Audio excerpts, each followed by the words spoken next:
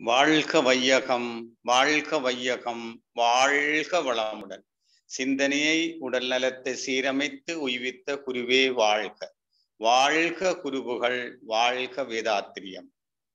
Canada Manavalakalai தவமைய தலைவர் துணை பேராசிரியர் டாக்டர் சிவா சிவசங்கரம் ஐயா அவர்களே, ஏனைய அரங்காவர்களே, இந்த மெய் நிகர் நிகழ்விலே கலந்து கொண்டிருக்கக்கூடிய பேராசிரியர்கள், துணை பேராசிரியர்கள், அருள்நிதியர்கள், இருபான் மையன்பர்கள் அனைவருக்கும் என்னுடைய பணிவான வணக்கங்கள், வாழ்த்துக்கள். வாழ்க வளமுடன். அறிஞர் பெருமக்களே, ஆனந்த வாழ்வு தரும் ஆனந்த சுரப்பி பாகம் 4. இந்த தலைப்பில கடந்த 3 விளக்க உரைகள்ல ஆனந்த சுரப்பி பற்றிய மெஞ்ஞான விஞ்ஞான விளக்கங்கள் தரப்பட்டது.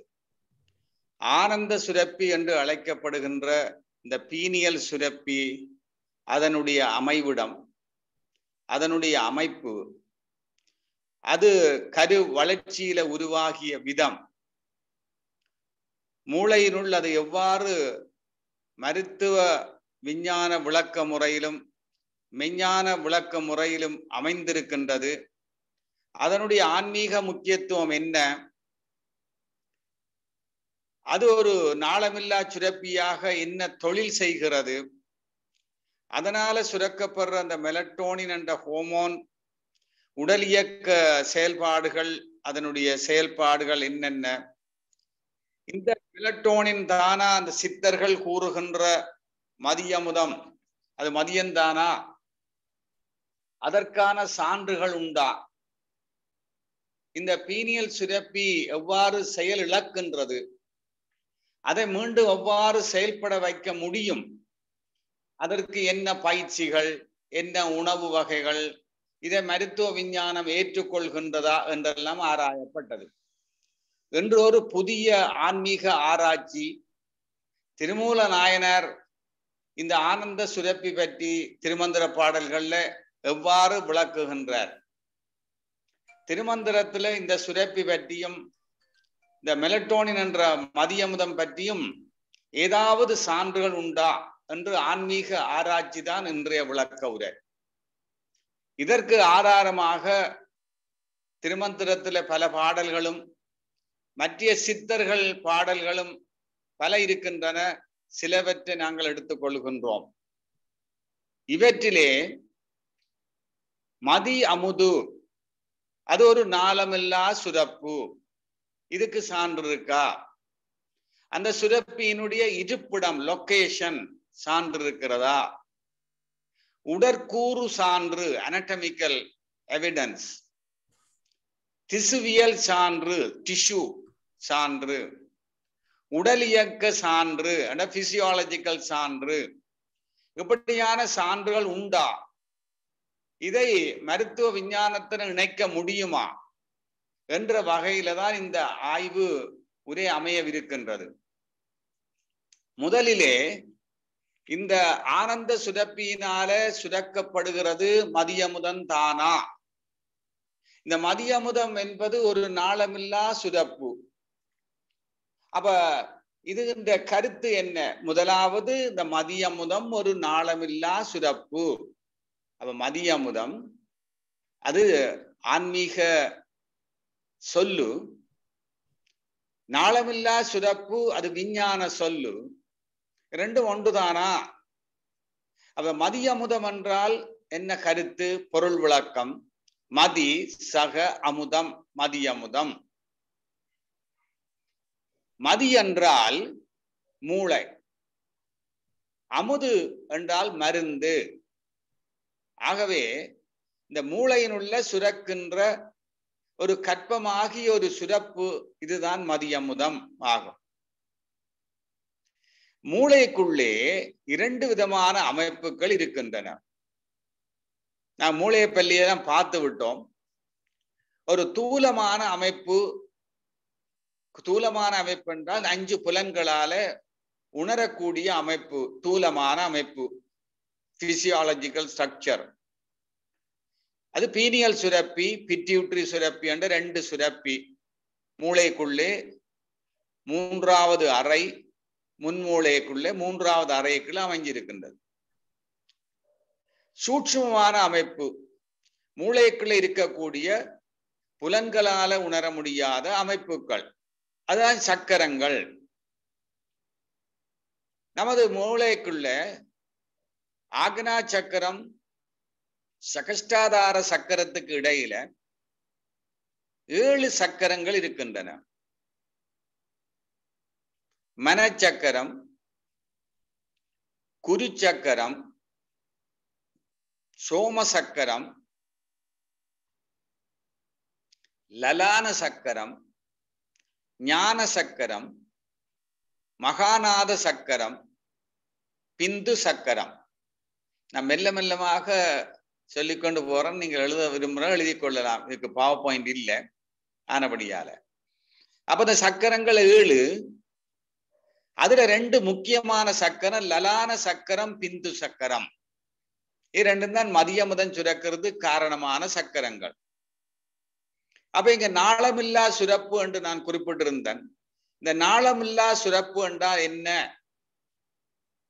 நமது உடலுக்குள்ள சுரப்பிகள் இருக்கின்றன. சுரப்புகளை சுரக்கிற சுரப்பிகள் 2 விதமான சுரப்பிகள் இருக்கின்றது. ஒன்று ஒரு வகையான சுரப்பி, அதிலிருந்து சுரக்கப்படுற அந்த பொருள், அந்த ரசாயன உயிர் வேதியியல் பொருள் ஒரு கால்வாயின் ஊடாக அந்த எந்த உறுப்பு கொண்டு செல்ல வேண்டுமோ அந்த உறுப்பு கொண்டு செல்வது என்று கொள்ளலாம். இது நாளமுள்ள சுரப்பி. இன்னொரு வகை நாளமில்லா சுரப்பி. நல்லா கேட்டுக்கொண்டு பாருங்க. திருமந்திரத்துல இதுக்கு எவிடன்ஸ் இருக்கு, அதை நீங்கள் பார்க்க போறீர்கள். நாளம் இல்லா சுரப்பி அண்டா அந்த சுரப்பியிலிருந்து சுரக்கப்படுற இந்த உயிர் வேதியியல் பொருள், இந்த ரசாயன பொருள், அது நேரடியாக இரத்தத்துக்குள்ள கலக்கப்பட்டு இரத்தத்தின் மூலம் அது மற்ற உறுப்புகளுக்கு கொண்டு செல்லப்படும். இப்படியான சுரப்பி நாளம் இல்லா சுரப்பி என்று பெயர். இந்த சுரப்பியால சுரக்கப்படுறது தான் ஹோமோன்கள். ஹோமோன்கள் என்ற உயிர் வேதியியல் பொருட்கள். இப்போ நமது வாழ்வினுடைய நோக்கம் என்ன? கடந்த பல உரைகளிலும் குறிப்பிட்டிருந்தன். எங்களுடைய கருமையன் தூய்மை அடைய வேண்டும், எங்களை நாங்கள் நல்லா உணர்ந்து கொள்ள வேண்டும், தன்னை உணர்ந்து கொள்ள வேண்டும், 6வது அறிவு முழுமை பெற வேண்டும், இந்த இயற்கையை முழுமையாக அதன் தோற்றம், இயக்கம், விளைவுகள், இயற்கை நியதி, நீதி இவற்றையெல்லாம் உணர்ந்து கொள்ள வேண்டும்.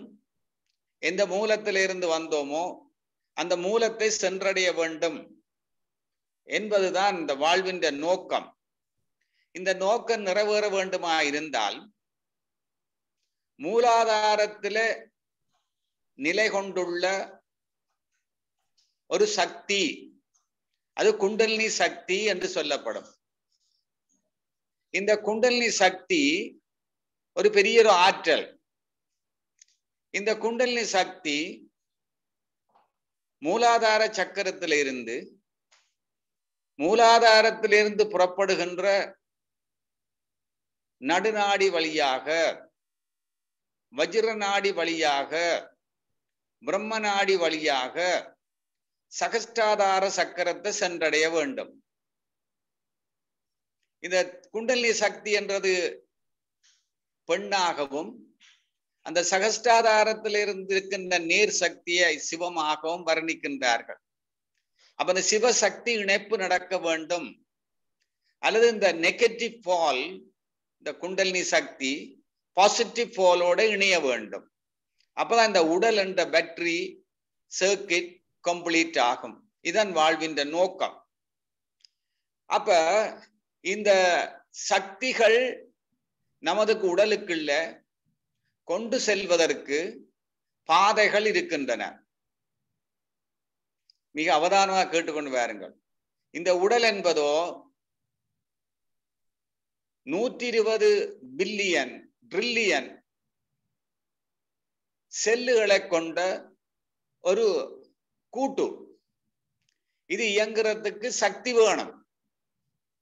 இந்த சக்திகளை பெற்றுக்கொள்வதற்கும் அந்த சக்திகளை விநியோகிக்கிறதுக்கும் நமது உடலுக்குள்ள சூட்சுமமான அமைப்புகள் இருக்கின்றன. இந்த சூட்சுமமான அமைப்புகள் தான் நாடிகள், சக்கரங்கள். இந்த நாடிகள் நமது உடலுக்குள்ளே 72,000 நாடிகள் இருப்பதாக தந்திர யோகிகள் குறிப்பிடுகின்றார்கள். இந்த நாடிகளை வகைப்படுத்துகிறார்கள். முதன்மை நாடிகள், துணை நாடிகள், இணைப்பு நாடிகள்.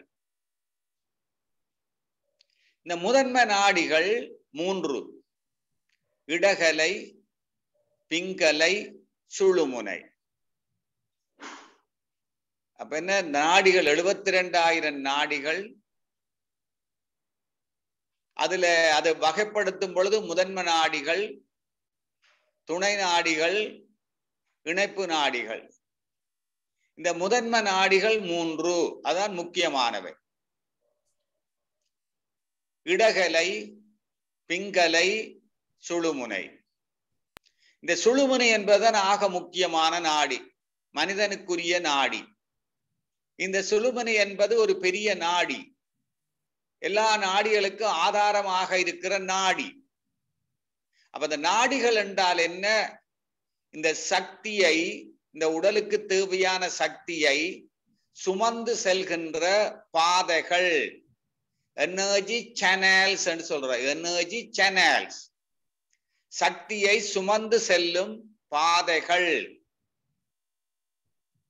அதுக்குள்ளால இந்த பிராண சக்தியோடும் காந்த சக்தியோடும். அப்ப இந்த முதன்மை நாடியில சுழுமுனை நாடி என்பது மூலாதாரத்திலிருந்து ஆரம்பித்து சுவாதிஷ்டானம், மணிபூரகம், அநாகதம், விசுத்தி, ஆக்னா, சகஸ்டாதாரம் என்று இந்த சக்கரங்களை கடந்து அது சகஸ்டாதார தளத்துக்கு செல்லும். இந்த சுழுமுனை நாடியை 2 பாம்புகள் சுற்றி இருப்பது போல இடகலை, பிங்கலை சுற்றி இருக்கும். இந்த இடகலை என்பது வலது கால் பெருவிரல்ல இருந்து ஆரம்பித்து இடது நாசித்துவாரத்துல முடிவடையும். பிங்கலை என்பது இடது கால் பெருவிரல்ல இருந்து ஆரம்பித்து வலது நாசித்துவாரத்துல முடிவடையும். இப்போதைக்கு புலத்துல வைத்திருக்கொள், தனியாக அதற்கு ஒரு வகுப்பு நடாத்த இருக்கின்றேன். இந்த 3 நாடிகளும் மிக முக்கியமான நாடிகள். அப்ப மனிதனுடைய வாழ்வின் நோக்கம் நிறைவேற வேண்டுமாயிருந்தால் இந்த நாடிகள் எல்லாம் நிரப்பப்பட வேண்டும். இந்த நாடிகளுக்கு ஆதாரமாகவும் அல்லது சக்கரங்கள் எனப்படுகின்ற அமைப்பு, நாடிகளுக்கு ஆதாரமாக சக்கரங்கள் என்ற அமைப்பு நமது உடலுக்குள்ள இருக்கின்றது. டிரான்ஸ்ஃபார்மர்கள் மாதிரி 28,000 சக்கரங்கள் இருக்கின்றது. அதிலே நாங்கள் இப்ப குறிப்பிட்டு கொண்டிருக்கிற முதன்மை சக்கரங்கள் 7: மூலாதாரம், சுவாதிஷ்டானம், மணிபூரகம், அநாகதம், விசுத்தி, ஆக்னா, சகஸ்டாதாரம். இது முதன்மை சக்கரங்கள். இப்ப இந்த சக்கரங்கள், நாடிகள் எல்லாம் நிறைக்கப்பட வேண்டும்.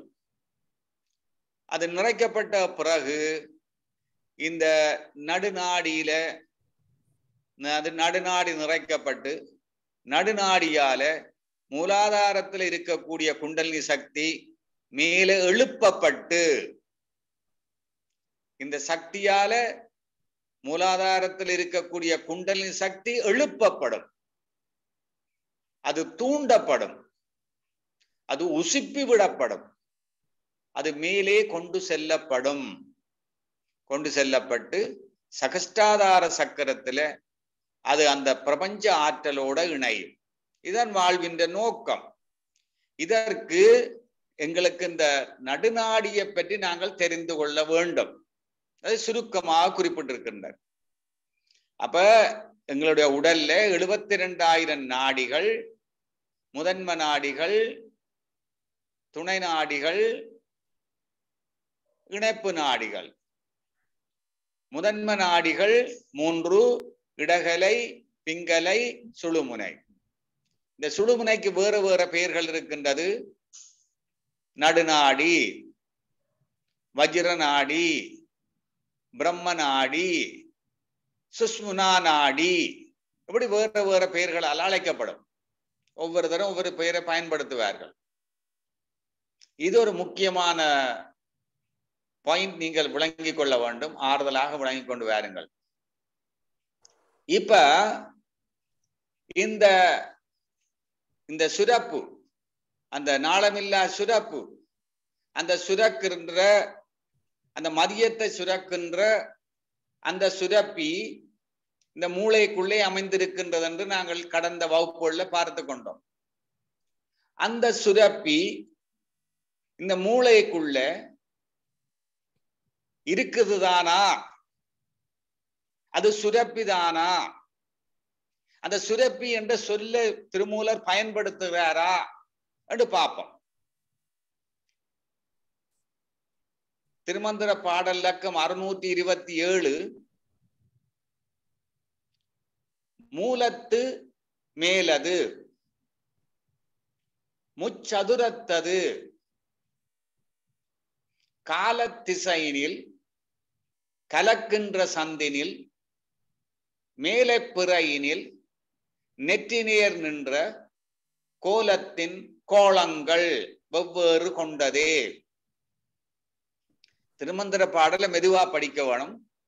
முதல் ஒரு முறை படிக்க வேணும். பிறகு சொல்ல பிரிச்சு பிரிச்சு படிக்க வேணும். பிறகு கருத்துக்களை விளங்கி கொள்ள வேண்டும். சூட்சுமமான பல கருத்துக்கள் இருக்கும். மூலத்து மேலது, முச்சதுரத்தது, முச்சதுரத்தது என்று பிரிக்க வேணும். கால் ஒத்திசையில், காலத்திசையில் அங்க வருது. நாங்கள் அதை சேர்த்து படிக்கணும். கால் ஒத்திசையில், கலக்கின்ற சந்தினில், மேலை பிறையினில், நெற்றி நேர் நிறை கோலத்தின் கோலங்கள் வெவ்வேறு கொண்டதே. இந்த கருத்தை பார்த்தால் எங்களுக்கு தேவை, இந்த சுரப்பி என்ற சொல்லு வருகுதா? இந்த சுரப்பி என்று திருமூலர் குறிப்பிடுகிறாரா? முதல்ல அதை பார்த்தால் இந்த கடைசி வரியில, 4வது வரியில, கோலத்தின் கோலங்கள் வெவ்வேறு கொண்டதே. இந்த கோலத்தின் கோலங்கள், கோலம் என்றால் சுரப்பி. இது ஆய்வாளருடைய ஆய்வு. கோலம் என்றால் சுரப்பி. அப்ப அங்க சுரப்பி ஒன்று இருக்கு என்றதை குறிப்பிடுறார் திருமூலர். அது எங்க இருக்கு, எவ்விடத்துல இருக்கு என்றத திரும்ப சொல்றார். மூலத்து மேலது. மூலம் என்றா மூலாதார சக்கரம் மூலம். மேலது அதுக்கு மேல, மூலாதாரத்துக்கு மேல. இந்த மூலாதாரம் சக்கரத்துக்கு ஒவ்வொரு இதழ்கள் இருக்கு. ஒவ்வொரு சக்கரத்துக்கும் ஒவ்வொரு நம்பர் ஆஃப் இதழ்கள் இருக்கும். இந்த மூலாதாரத்துக்கு 4 இதழ்கள். அதான் பிள்ளையாரே அதுக்கு குறிப்பிடுறது. 4 இதழ்கள். அதான் சதுரத்தது. மூலத்து மேலது, முச்சதுரத்தது, முச்சதுரம் 3 சென்ன பிளஸ் சதுரம் மாத்த பிரிக்க வேணும். சதுரத்தது 4 இதழ்களுக்கு மேல, மூலாதாரத்துல 4 இதழ்களுக்கு மேல முக்கோணத்துல, முக்கோணமாக இந்த குண்டலினி சக்தி இருக்கிறது. அப்ப என்ன, குண்டலினி சக்தி எங்க இருக்கு? மூலாதாரத்துல இருக்கு. மூலாதாரம் என்னது? ஒரு சக்கரம், முதலாவது சக்கரம். அந்த சக்கரத்துக்கு எத்தனை இதழ்கள்? 4 இதழ்கள். அந்த 4 இதழ்களுக்கு மேல முக்கோண வடிவத்துல அதுக்குள்ள இந்த குண்டலினி சக்தி சுருண்டு போய் கிடக்குது. குண்டலனி, குண்டம், சக அலி, சகனி.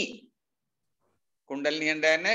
குண்டம், சக அலி, சகனி. குண்டம் என்றா நெருப்பு, பாம்பு.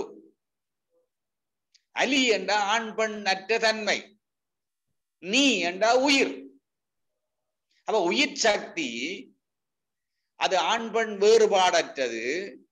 அப்படி ஒரு அளப்பெரிய ஆற்றல் கொண்ட சக்தி அங்க அந்த மூலாதாரத்துல 4 இதழ்கள் சக்கரத்துக்கு மேல முச்சதுரத்துக்குள்ள சுருண்டு போய் இருக்கிறது. மூலத்து மேலது முச்சதுரத்தது அங்க இருக்கு. இப்ப இந்த சக்தி மேல போகணும். எப்படி போறது? கால் ஒத்திசையில். கால் என்றால் வாயு. என்ன வாயு? பிராணன் அபானன் என்ற 2 வாயு முக்கியமான வாயுக்கள். தச வாயுக்கள் 10 வாயுக்கள் இருக்கு. அதுல பிராணன் அபானன் 2 வாயுக்கள். பிராணன் மேல் நோக்கிய ஓட்டம், அபானன் கீழ் நோக்கிய ஓட்டம்.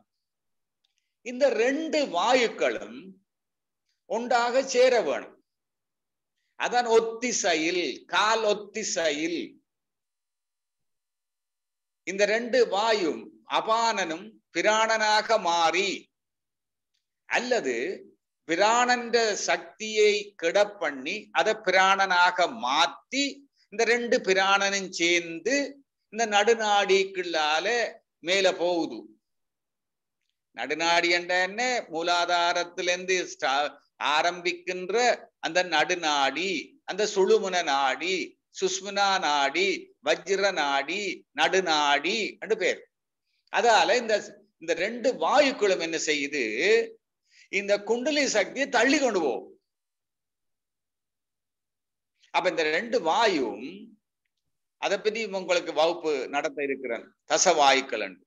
அப்ப இந்த 2 வாயு இப்போதைக்கு அப்படி வச்சுக்கொள்ளுங்க, தெரிஞ்சிருந்தா சரி, இல்லைன்னா அப்படி வச்சுக்கொள்ளுங்கள். இந்த 2 வாயுக்களும் இந்த சுழுமுன நாடி வழியாக இந்த குண்டலினி சக்தியை கொண்டு போகுது. இந்த சுழுமுன நாடி என்பது நடுநாடி.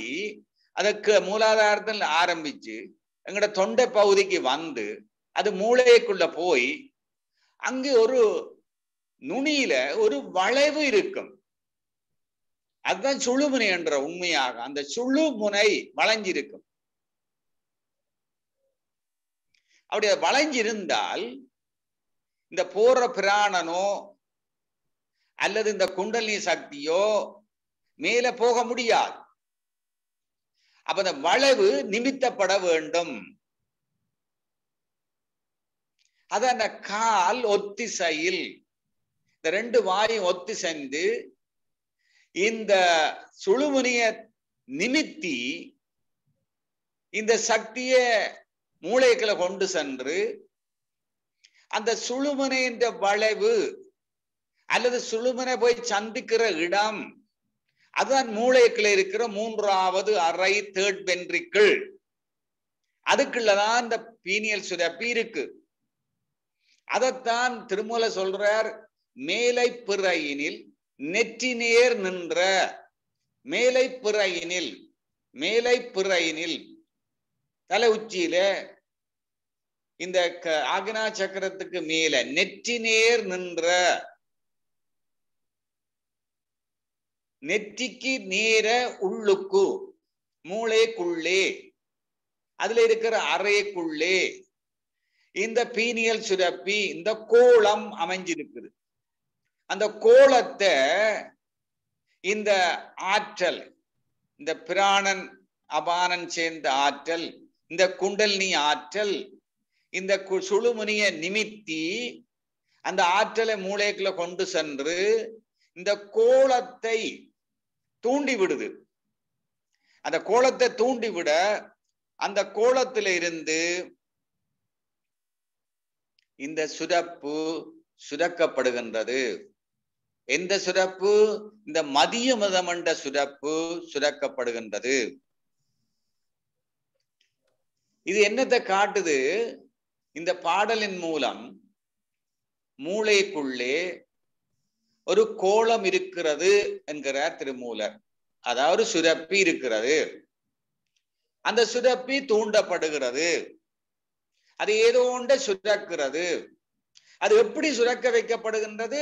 மூலாதாரத்தில் இருக்கின்ற அந்த குண்டலினி ஆற்றலை நடுநாடு வழியாக கொண்டு செல்லும் பொழுது அதுக்கு எது உதவியா இருக்கு? இந்த பிராணன் அபானன் என்ற ரெண்டும் வாயுக்கள், இதுகளால அது கொண்டு சென்று அது அந்த கோலத்தை தூண்டி அந்த கோலத்தில இருந்து ஒரு சுரப்பு சுரக்கிறது. அந்த சுரப்பை மதியமுதம் என்கின்றார்கள் சித்தர்கள். இந்த மருத்துவ விஞ்ஞானம் அந்த கோலம்தான் பீனியல் சுரப்பி, வேற சுரப்பி கிடையாது, அல்லது பிட்யூட்டரி சுரப்பி. ஆனால் இந்த நடுநாடிக்கு நேர இருக்கிறது பீனியல் சுரப்பி தான். பிட்யூட்டரி சுரப்பி கொஞ்சம் முன்னுக்கா இருக்கு. மூன்றாவது அறைக்குள்ள பீனியல் சுரப்பி பின்னுக்காக, அந்த மூன்றாவது அறையின் கூரையில பின்னுக்காக மேலுக்கு இருந்து ஒரு சின்ன காம்போட தூங்கி கொண்டிருக்கிறதாக நான் கடந்த வகுப்புல குறிப்பிட்டிருந்தேன். நல்லா ஞாபகப்படுத்திக் கொள்ளுங்கள். அந்த சுரப்பி தூண்டப்படும். அந்த சுரப்பி எங்களுடைய மூளைக்குள்ளே நடுவை இருக்குன்னு நான் சொன்ன ஞாபகத்தில் இருக்கு உங்களுக்கு. இந்த நடுவை இருக்கு, இந்த நடுநாடியின் நடுவை இருக்கு, அதான் நடுநாடி என்ற. அது நேர மேல போய் எங்களுடைய அன்னத்துல, அன்னம் வெண்ணண்ணம் மென்னண்ணம், காட்பலட் சொப்பலட் வாய்க்குள்ள இருக்கு. அந்த மென்னண்ணத்துல நாங்கள் எவ்வளவுக்குள்ள பின்னால போறோமோ அதுதான் இந்த அன்னம், அண்ணாக்கு என்ற அந்த அண்ணாக்கு பிரதேசத்துல அதை ஊடுருவி செல்றது ஒரு கோடு, சென்ட்ரல் லைன். அந்த சென்ட்ரல் லைனுக்குள்ளாலதான் இந்த பிரம்ம நாடி, இந்த நடுநாடி, இந்த சுஷ்மனா நாடி, இந்த சுழுமுன நாடி ஓடும். அது ஓடி போய் அந்த மூளைக்குள்ள இருக்கிற அந்த சுரப்பிய சந்திக்குது, அது தூண்டுது, அது இந்த சுரப்பை சுரக்குது. பாருங்க எவ்வளவு அற்புதமா இருக்கு பாருங்க. மூலத்து மேலது முச்சதுரத்தது கால் ஒத்திசையில் கலக்கின்ற சந்தினில், சந்தினில் சந்தி ரெண்டும் சந்திக்கிற இடம். மேலை பிறையினில், மேலேண்டா தலையில, தலைக்குள்ள உச்சிக்குள்ள, நெற்றி நேர் நின்ற, நெற்றிக்கு நேர உள்ளுக்கு, கோலத்தின் கோலங்கள், கோலங்கள் என்றால் சுரப்பிகள். அவ சுரப்பிகள் இருக்கிறது என்பதை திருமந்திரம் உங்களுக்கு சொல்லுது. இந்த பாடலை விளங்கிக் கொள்ளுங்கள். இனி அந்த கோலம், அந்த சுரப்பி எப்படியான சுரப்பி? நாளம் உள்ள சுரப்பியா, நாளம் இல்லா சுரப்பியா? திருமூல சொல்றார் பாருங்க. அந்த மருத்துவ விஞ்ஞானம் எப்படி வருதுண்டு அது பாருங்க. திருமந்திர பாடல் 2535. அதுல நான் தந்தன தெரியல, 2535. நான் இல்லாட்ட நான் மெதுவா சொல்றேன். ஊரும் அருவி உயர்வரை உச்சி மேல், ஆறின்றி பாயும் அருங்குளம் ஒன்றுண்டு, சேரின்றி பூத்த செழுங்கொடி தாமரை, பூவின்றி சூடான் புரிசடையோன். ஊரு அருவி உயர்வரை உச்சி மேல்,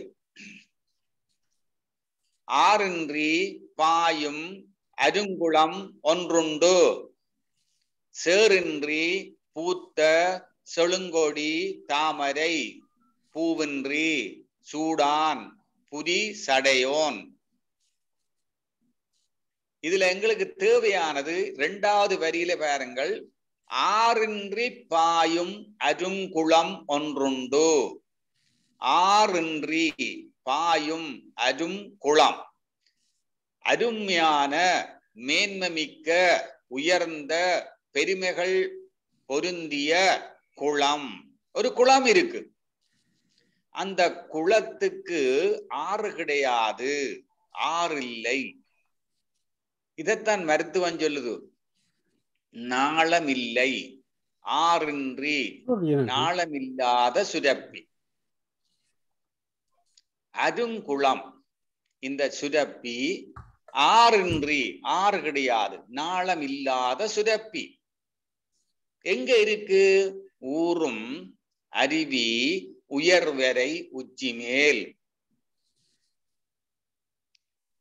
ஊறும் அருவி. ஊறும் அருவி என்றா ஊறும் என்றா பெருகும். அருவி என்றா இங்க ஒளி. எங்க இருக்கு அந்த ஒளி? உயர் வரை உச்சி மேல். உச்சியில, தலை உச்சியில, மூளைந்த உச்சி பகுதியில அங்க ஒரு பெருக்கெடுக்குதான், ஊற்று பெருக்கு. ஒளி ஊற்று பெருக்கெடுக்குதான். அந்த சிரசாகிய மலையில ஒரு அருவி ஒளி ஊறுது.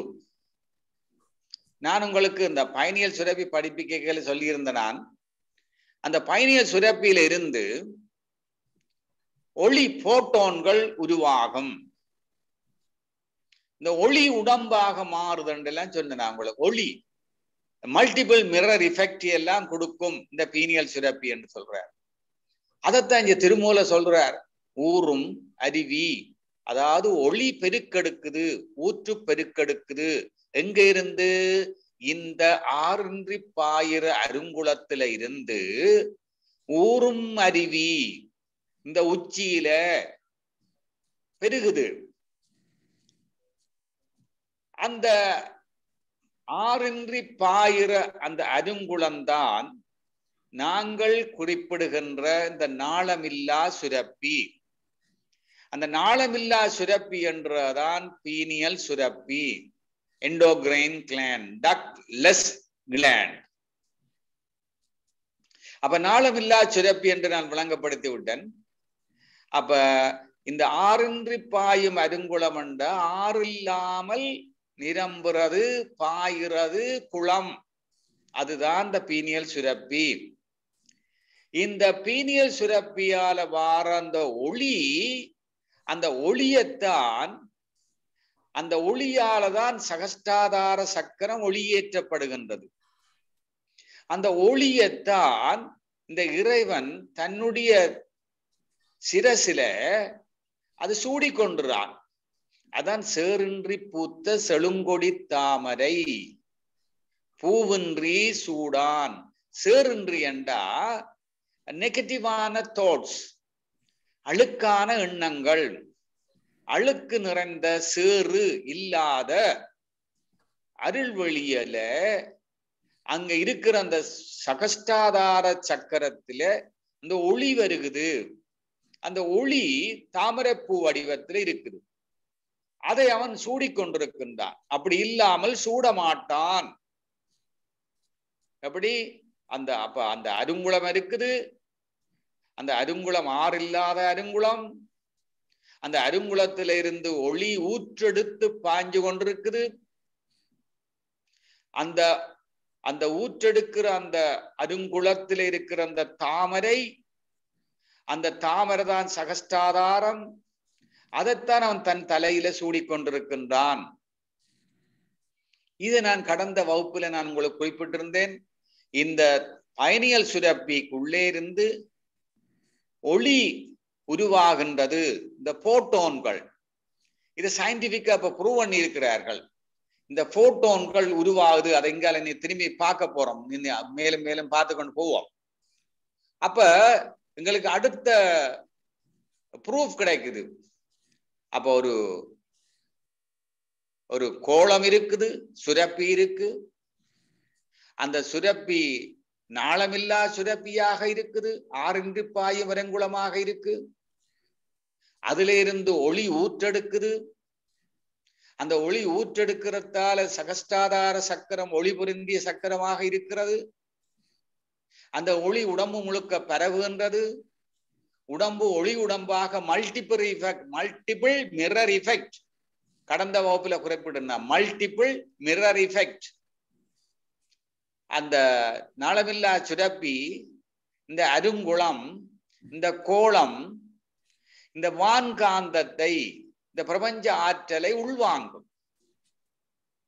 உச்சி ஊடாக, தலை உச்சி ஊடாக உள்வாங்கும். அந்த உள்வாங்கிறது நேரடியாக இந்த பயணியல் சுரப்பிக்கு, இந்த கோளத்துக்குத்தான் போகும், இந்த அருங்குளத்துக்குத்தான் போகும்.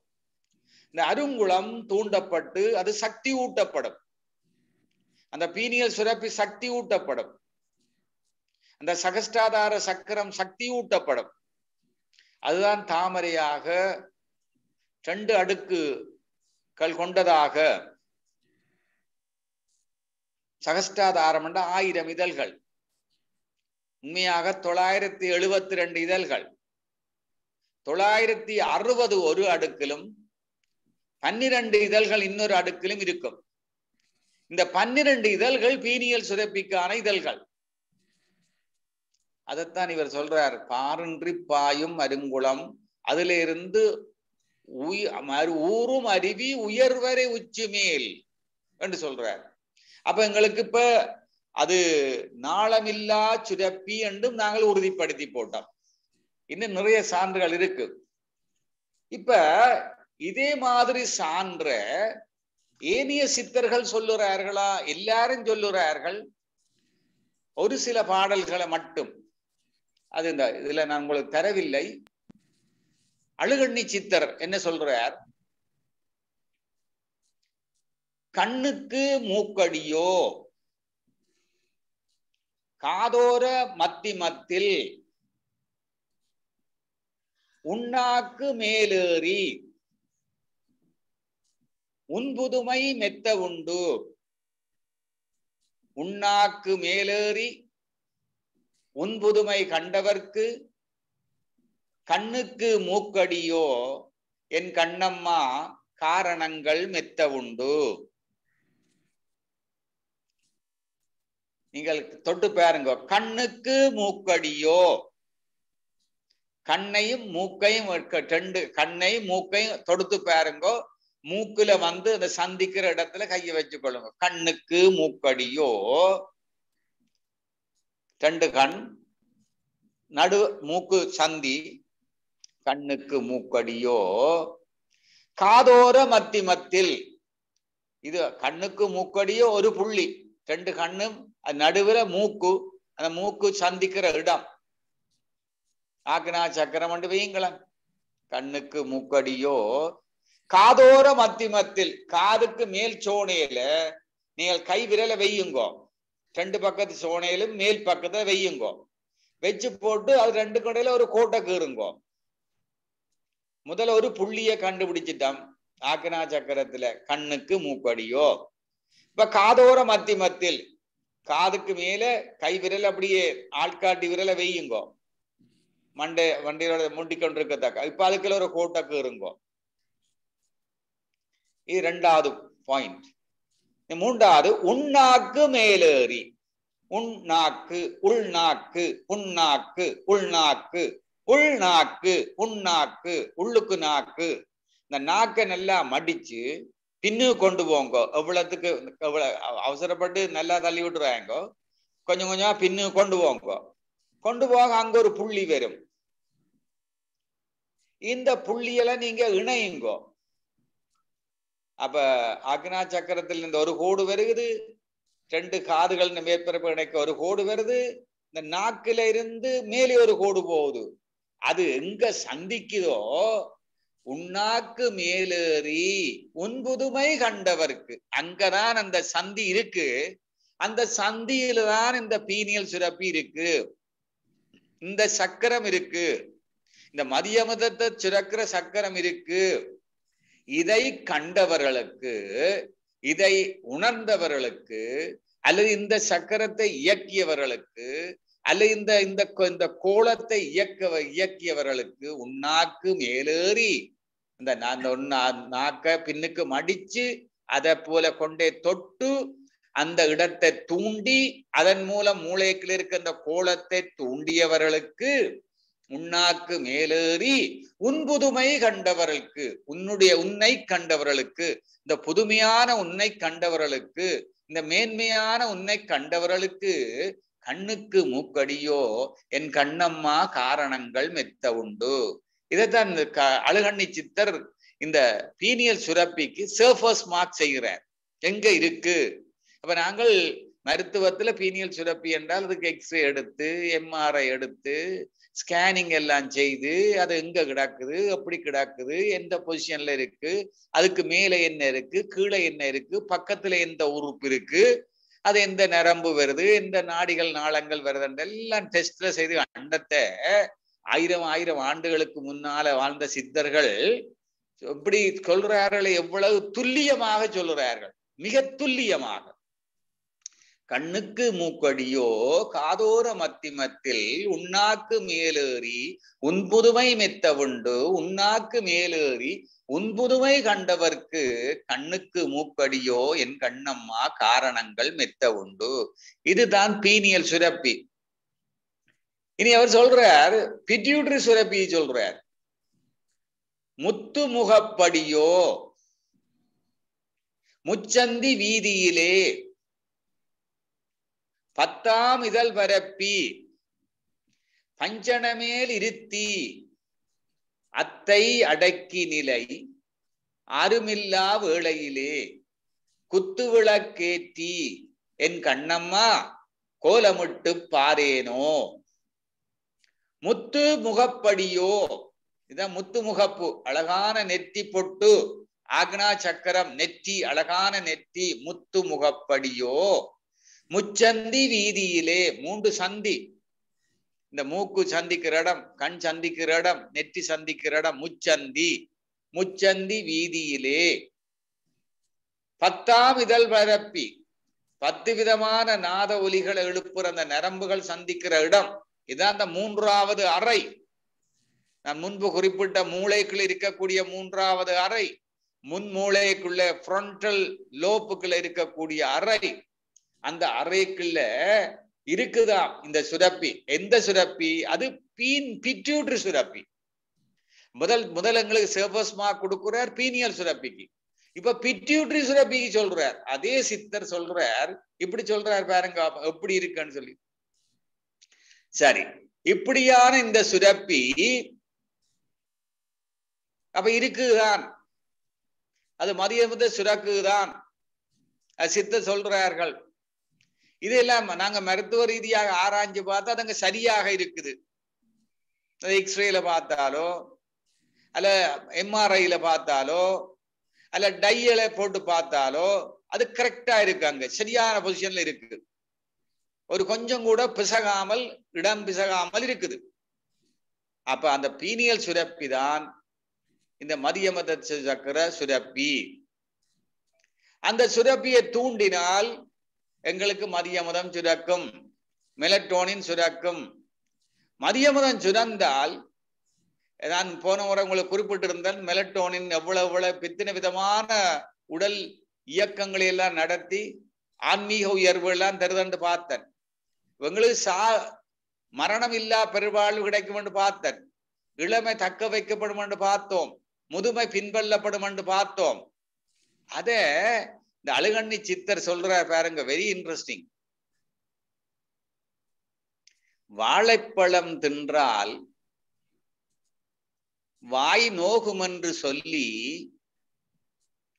தாழைப்பழம் தின்று சாவெனக்கு வந்ததடி. தாழைப்பழத்தை விட்டு சாகாமல் சாகவல்லோ, வாழைப்பழம் தின்றால் என் கண்ணம்மா வாழ்வெனக்கு வாராதோ. எப்படி பாடுறார்?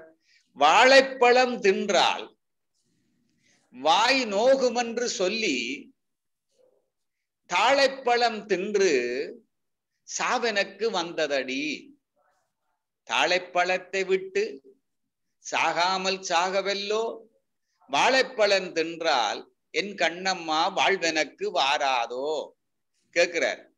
என்ன வாழைப்பழம், வாழைப்பழம், வாழை வாழை வாழைப்பழம், அதைத்தான் வாழைப்பழம் என்ற வாழை.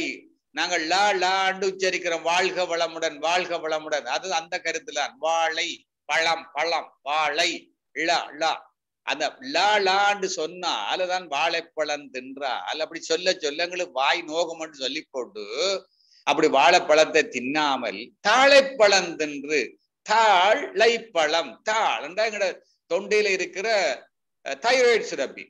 இது உடல் சார்ந்த இயக்கங்களை நடத்தக்கூடிய ஹோமோன்களை சுரக்கிற சுரப்பி.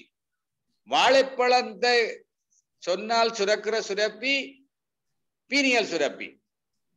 அது உடல் முழுக்க இயக்கிற மட்டுமில்லை, ஆன்மீக உயர்வையும் கொடுக்கும். ஆனால் இந்த தைராய்டு சுரப்பி அப்படி இல்லை. பராதைராய்டு சுரப்பி அப்படி இல்லை. தைராய்டு ஹோமோன் பராதைராய்டு ஹோமோன் சுரக்க உடல் இயக்கத்தை மட்டும்தான் நடத்தும்.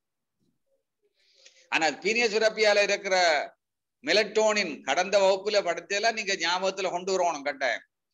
அது ஆன்மீக உயர்வை கொடுக்கும், உடல் இயக்கத்தை நடத்தும். அதான் அவர் சொல்றார், வாழைப்பழம் தின்றால். அப்ப நாங்கள் லா லா ஆண்டு சொல்லி இல்ல நாக்கம் அடிச்சு உன்னாக்கு மேலேறி உன்புதும கண்டவர் இனியெல்லாம் சொல்ல போறேன். பாடல்கள் வரும், உன் நாக்கை எப்படி மேலே கொண்டு போறதுன்னு சொல்ல போறேன்.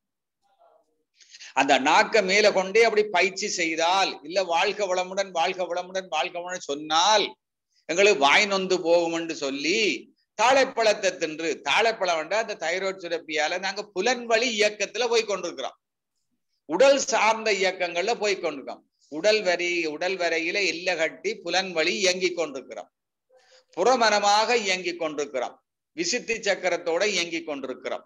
அப்படி இயங்கினபடியால, புலன்வழி இயக்கத்துல போனபடியால, உடல் சார்ந்த இயக்கங்களை செய்து கொண்டிருக்கிறபடியால எங்களுக்கு பலவிதமான நோய்கள், பலவிதமான துன்பங்கள், இந்த புலன் சார்ந்த புலன்மயக்கம், பொருள் மயக்கம் இப்படியா வந்தபடியால எங்களுக்கு சாவெனக்கு வந்ததடி.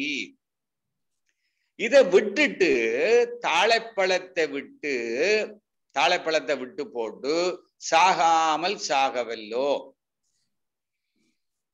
என்ன சாகாமல் சாகுறது ஆனா சாகக்கூடாது. அது எப்படி சாகாமல் சாகுறது, தூங்காமல் தூங்குறது அப்படி. அப்ப என்ன, நாங்கள் எங்களுக்கு தாழைப்பழமும் வேணும், வாழைப்பழமும் வேணும்.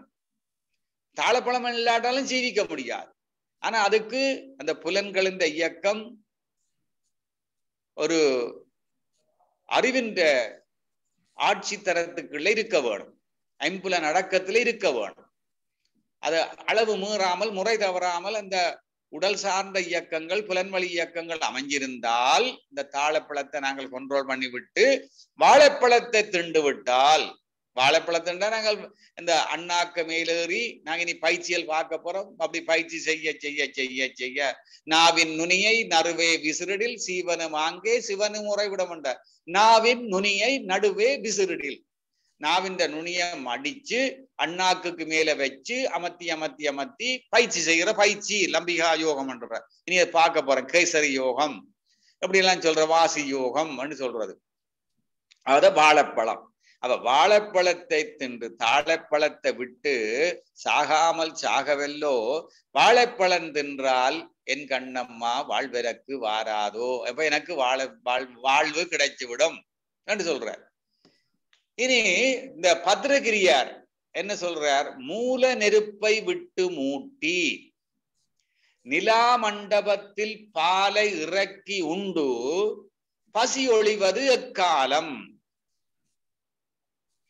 மூல நெருப்பை விட்டு மூட்டி நிலா மண்டபத்தில் பாலை இறக்கி உண்டு பசி ஒளிவது எக்காலம். இது பத்திரக்கிரியாற்ற ஏக்கம். என்ன சொல்றார், மூல நெருப்பை விட்டு மூட்டி, மூலமண்டா மூலாதாரம், நெருப்பு மூலாதாரத்துல குண்டலினி சக்தி, இந்த விட்டு மூட்டி அதை மேலே எழுப்பி, மூலாதாரத்துல இருக்கக்கூடிய குண்டலினி சக்தியை மேலே எழுப்பி கொண்டு போறோம். எதன் வழியாக, இந்த சுழுமுன நாடி வழியாக, நடுநாடி வழியாக, வஜ்ர நாடி வழியாக, சுஷ்முனா நாடி வழியாக எழுதி வச்சு கொள்ளுங்க. கொண்டு போனால் அத நிலா மண்டபத்தில், இந்த நிலா மண்டபம் என்றால் எங்களோட மூன்றாவது அறை, மூளைக்குள்ள இருக்கக்கூடிய தேர்ட் வென்ட்ரிக்கிள். அதை எதன் மூலம் கொண்டு போறோம், நாங்கள் மருத்துவத்துல சொன்னால் அதை சொல்றது அது எங்கட ஒரு தலைமை ஒரு முள்ளந்தண்டு வழியாக சொல்லலாம். முள்ளந்தண்டு வழியாக, ஸ்பைனல் கோட் வழியாக அதை கொண்டு சென்றால் தலைமிக் ட்ராக் சொல்றது, அதால கொண்டு சென்றால், ஆன்மீகத்துல சொன்னால் நடுநாடு வழியாக கொண்டு சென்று நிலா மண்டபத்தில், அங்கதான் அந்த பீனியல் சுரப்பி இருக்கு, அந்த மதியமுதம் சுரக்கிற சக்கரங்கள் இருக்கு, அதை தூண்டி அதுல இருந்து இந்த மதியமுதத்தை சுரக்க வச்சு இந்த மெலட்டோனினை சுரக்க வச்சு அதான் பாலை இறக்கி அதை உண்டு. அது பிறகு திருப்பி என்ன செய்யணும், இந்த உடலுக்குள்ள வர வேணும், உடல் உறுப்புகளுக்குள்ள வர வேணும், திசுக்களுக்குள்ள வர வேணும், ஒவ்வொரு செல்லுக்களும் வர வேணும். வந்தால் அந்த செல்லுகளின் ஆற்றல் அதிகரிக்கும், சக்தி ஊட்டப்படும். சக்தி ஊட்டினால் எங்களுக்கு பசிக்காது. ஏன் பசிக்குது? எங்களோட உடம்புல சக்தி குறைஞ்சு போச்சு, பசிக்குது. இப்ப எல்லா செல்லுக்கும் சக்தி இருக்கு, பசிக்காது. இப்படி இருக்கிறது எப்பன்னு கேட்கிறார். அப்ப எங்களுக்கு மரணம் இல்லை. எல்லா செல்லுக்கும் சக்தி கிடைச்சால் அந்த செல்லுகள் சாக மாட்டுது, அது முதுமையை நோக்கி பயணிக்க மாட்டுது. அப்ப மரணமில்லா பெருவாழ்வு கிடைச்சிடும். அதான் சொல்றார், மூல நெருப்பை விட்டு மூட்டி நிலாமண்டபத்தில் பாலை இறக்கி உண்டு பசி ஒளிவது எக்காலம். அப்ப இவர் பத்திரகிரியார் அவங்களுக்கு சான்றுகள் கொடுக்கிறார், அங்கதான் இருக்குது என்று சொல்லி சொல்றார். அப்ப நாங்கள் இதுவரைக்கும் என்ன பார்த்திருக்கிறோம், ஒருக்கா பார்த்துட்டு அங்கால நேரம் இருந்தா அங்கால போய்கொள்ளலாம்.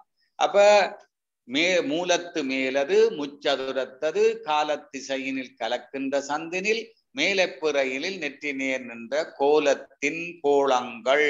கோலங்கள் என்றால் சுரப்பி. அப்ப சுரப்பி இருக்குது. எங்க இருக்குது? மேலைப்புறையினில் நெற்றி நேர் நின்ற. மேலைப்புறை என்றது மூளை. மூளை இருக்கிற இடம் தலை. மூளை இருக்கிற இடத்துக்குள்ள எங்க இருக்கு? நெற்றி நேர். நெற்றிக்கு நேர உள்ளுக்கு கோலம் இருக்குது. அது ஒத்துக்கொள்றார், கோலம் இருக்கு. மருத்துவம் ஒத்துக்கொள்ளுது. அது எப்படியான கோலம்? அது சேரின்றி பூத்த ஆறின்றி பாயும் அருங்குளம். டக்லெஸ் கிளாண்ட், நாளம் இல்லாத சுரப்பி. இதைத்தான் மருத்துவம் சொல்லுது, நாளம் இல்லாத சுரப்பி. அது திருமூல சொல்றார், ஆறின்றி பாயும் அருங்குளம், ஆறு இல்லாத அருங்குளம் அங்க இருக்கு என்று சொல்றார். அப்ப இந்த அதோட இப்ப நாங்க இன்னும் ஒரு பாடலையும் பார்த்துட்டு நிறைவு செய்து கொள்ளுவோம். திருப்பி அடுத்த முறையும் பார்ப்போம். இனி சரி, இப்ப சுரப்பி இருக்கிறத கண்டுபிடிச்சிட்டோம், அது நாளமில்லா சுரப்பி இருக்குன்னு அதுக்கு ப்ரூஃப் கிடைச்சிது எங்களுக்கு. இனி அடுத்து அது இருக்கிற இடத்தை திருமூலர் எப்படி லொக்கேட் பண்றாருன்னு பார்ப்போம். லொகேஷன். திருமந்திர பாடல் 599. கண்ணாக்கு மூக்கு செவி ஞான கூட்டத்துள் பண்ணாக்கி நின்ற பழம்பொருள் ஒன்றுண்டு, அண்ணாக்கினுள்ளே அகண்ட ஒளி காட்டி புண்ணாக்கி நம்மை பிளப்பித்தவாறே. கண், நாக்கு, மூக்கு, செவி ஞான கூட்டத்துள் பண் ஆக்கி, பண் ஆக்கி என்று பிரிக்கணும். பண் ஆக்கி. கண் நாக்கு என்ற கண் நாக்கு, மூக்கு, செவி ஞான கூட்டம். பண்ணாக்கி என்ற பண் ஆக்கி நின்ற பழம் பொருள் ஒன்று உண்டு, அண்ணாக்கின் உள்ளே அகண்ட ஒளி காட்டி புண்ணாக்கி. அது சேர்த்தே படிக்கணும். புண்ணாக்கி நம்மை பிழைப்பித்தவாறே. கண், நாக்கு, மூக்கு, செவி எல்லாம் சேர்ற இடம், இதுதான் ஞானேந்திரியங்கள் கூடுகிற இடம். எல்லாத்தையும் ஒன்றே சேர்த்து இணைச்சு பார்த்தால் எங்க மூளைக்குள்ள அது எங்க சந்திக்குதுன்னு பார்க்கணும். அதான் அந்த இடம். கண்ணுக்கு சேர்க்கணும், மூக்கை சேர்க்கணும், நாக்கை சேர்க்கணும், செவியை சேர்க்கணும், எல்லாம் போய் சேர்ற இடம். ஒன்று அனட்டமிக்கலா சேர்ற இடம், மற்றது இதுல இருந்து புறப்பட்டு செல்லுகிற நரம்புகள் போய் சேர்ற இடங்கள். அது இதால கொண்டு போற தகவல்கள் எல்லாம் மூளைக்குள்ள. நான் உங்களுக்கு முன்பு குறிப்பிட்ட மூளையை பற்றி குறிப்பிடும் பொழுது செரிபரல் கோர்டெக்ஸ், மூளையின் வெளிப்பகுதி செரிபரல் கோர்டெக்ஸ், அது வலது பக்கம் இடது பக்கம். இந்த செரிபரல் கோர்டெக்ஸ்ல தான் எங்களுடைய அன்புலன்களினுடைய தகவல்கள் எல்லாம் ஆராயப்பட்டு இறுதியாக பதிவு செய்யப்படுற இடங்கள். அந்த இடத்துல இதுகள் எல்லாம் போய் சேரும். அப்ப இந்த சுரப்பி எங்க இருக்குன்னு சொல்றார். இந்த பழம்பொருள், பண்ணாக்கி நின்ற பழம்பொருள் எங்க இருக்கு? கண், நாக்கு, மூக்கு, செவி ஞான கூடம். இந்த ஞான இதெல்லாம் பொருந்தி இருக்கிற ஞானத்து கூடத்துக்குள்ள அந்த கட்டிடத்துக்குள்ள இருக்குது என்று சொல்ற. எது இருக்குது? பண்ணாக்கி, பண் ஆக்கி நின்ற பழம்பொருள். பண்ணண்டா என்ன? நாதம், தூண்டுதல், ஆணை புரிப்பித்தல், அருள் செய்தல், அறிவாக செயல்படுதல். இத பண்ணு சொல்ற. அப்படியான ஒரு பழம்பொருள், பழமையான பொருள். அந்த பழம்பொருள் ஒன்று இருக்கின்றது. அதுல இருந்து இந்த ஒளி பொருந்தி வந்து கொண்டிருக்கின்றது. அந்த ஒளி மூலம் இந்த நமது உடலுக்குள்ள இருக்கிற அந்த தெய்வம், அந்த ஆற்றல், இந்த 5 புலன்கள் வழியாக வெளியிலேயும் பார்க்குது, உடலுக்குள்ளேயும் பார்க்குது. அதுக்குள்ள இருந்து நான் பார்க்கிறேன் என்கிற திருமூலர். அப்ப அந்த மூளைக்குள்ள இருக்கின்ற அந்த பழம்பொருள், நாதத்தை எழுப்புற பொருள், தூண்டுதல் எழுப்புற பொருள், ஆணைய பிறப்பிக்கிற பொருள், அருளை பொழிகிற பொருள், அறிவாக செயல்படுற பொருள் ஒன்று இருக்கின்றது. அந்த பொருள் ஒளியேற்றி கொண்டிருக்கிறது. அந்த ஒளியேற்றி கொண்டிருக்கிற பொருள் எங்க இருக்கு? இந்த கண், மூக்கு, ஞான செவி ஞான கூட்டத்துக்குள் இருக்கின்றது. அது எப்படி இருக்குது? அது அந்த மூளைக்குள்ள இருக்கிற பகுதிக்குள்ள நடுவே அமைஞ்சிருக்கு. நடுவே அமைந்து என்ன செய்து கொண்டிருக்கு? அது நாதத்தை உதிச்சு, அது ஒளியை உருவாக்கி, அது இந்த உடலையும் இந்த பிரபஞ்சத்தை இணைச்சு கொண்டிருக்கிறது. அப்படியான ஒரு பெரிய ஒரு ஆற்றல் நமது மூளைக்குள் அமைஞ்சிருக்கின்றது. அந்த ஆற்றலை பற்றி நாங்கள் அடுத்த வகுப்புல தொடர்ந்து செல்லுவோம் என்று கூறிக்கொண்டு, இது இந்த அடுத்த பாடலும் ஒரு நீண்ட ஒரு விளக்க முடியதா இருக்கும். அதுக்கு மருத்துவ விளக்கம் வரும். இந்த அளவுல நான் இந்த உரையை நிறைவு செய்து கொண்டு, இதுல உங்களுக்கு ஏதாவது கேள்விகள், இதுல ஆன்மீகம் வரும், மருத்துவ விஞ்ஞானம் வரும், தந்திர யோகம் வரும், வேதாத்திரியம் வரும், எல்லாம் வரும் என்று கேட்டுக்கொண்டு, இது சம்பந்தமாக நீங்க மெல்ல மெல்லமா போறதாக நான் தலைவர்கிட்ட கூறியிருக்கின்றேன். மெல்ல மெல்லமாக நாங்கள் இதை பார்த்து கொண்டு செல்லுவோம். அப்ப நான் இன்றைக்கு இந்த மருத்துவ சான்று, இது ஒரு நாளமில்லா சுரப்பு தானா மதியமுதம், அது மெலட்டோனின் தானா, அது சுரக்கிற சுரப்பி நமது மூளைக்குள்ள இருக்கா, அது நாளமில்லா சுரப்பியா இருக்குமா, அது எங்க இருக்கு? கண்ணாக்கு செவி ஞான கூட்டத்துக்குள்ள இருக்குது, அது மூளைக்குள்ள மையத்துல இருக்குது. அந்த அதுல இருந்து அது ஒளியாக இருந்து ஒளிபரப்பி கொண்டிருக்கின்றது. அது ஞான கர்மேந்திரியங்கள் ஊடாக இந்த உடலையும் புறத்தை இணைச்சு கொண்டு அது பிரபஞ்சத்தில் இருக்கிற ஆற்றலையும் உள்வாங்கி கொண்டிருக்கின்றது அரும்பொருள். அந்த அரும்பொருள் தான் பீனியல் சுரப்பி. அதுதான் இறைவனாக இருந்து ஒளியாக ஒளிர்ந்து கொண்டிருக்கின்றது. அதைத்தான் நாங்கள் பீனியல் சுரப்பி என்று இப்போது மருத்துவம் ஏற்றுக்கொண்டிருக்கின்ற ஒரு சுரப்பியா இருக்கின்றது. வாழ்க வளமுடன் ஐயா. இனி உங்களுக்கு நான் நீங்கள் கேள்வி கேட்கறது வசதியாக நிறுத்தி இருக்கிறேன். நீங்க இனி கேள்வியை கேட்கலாம்.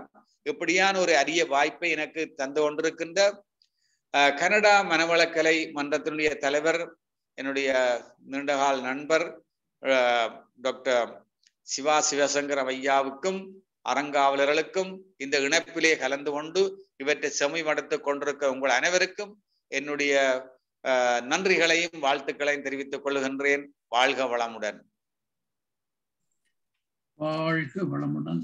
மிக்க நன்றிகள் ஐயா. வளமை போலவே அற்புதமான ஒரு சிந்தனை உரையை தந்திருக்கின்றீர்கள். இந்த திருமந்திர பாடல்களுக்கு ஒவ்வொரு சொல்லாக பிரித்து அதனுடைய விளக்கங்களை விஞ்ஞானத்துடன் இணைத்து நமக்கு தந்திருக்கின்றீர்கள். ஐயாவிடம் உங்கள் கேள்விகளை அல்லது உங்களுடைய கருத்துக்களை பரிமாறிக்கொள்ள விரும்புவார்கள் கைகளை உயர்த்தி அனுமதி பண்ணி கேட்கலாம்.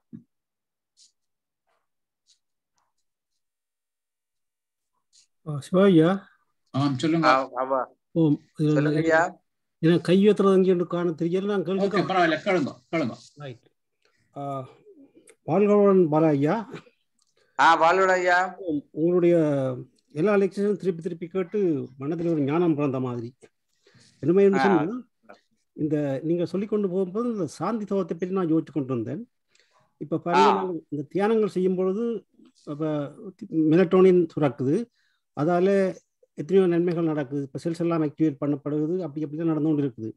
அப்போ அப்படி இருக்கும்போது இந்த சாந்தி தவம் செய்யும் பொழுது அது பிசிக்கலாக என்ன நடக்குது? இப்போ உங்கள்கிட்ட மருத்துவ விஞ்ஞானத்தின்படி உங்கள்கிட்ட விளக்கத்தை என்ன சொல்ல முடியும் சொன்னால் எனக்கு அந்த சாந்தி தவம் செய்யும் பொழுது அது உண்மையான ஆன்மீக ரீதியா சிந்திச்சால் நமது உடல்ல இருக்கக்கூடிய மேலதிகமான ஆற்றல்கள் மூலாதாரத்துல வந்து குவியும்.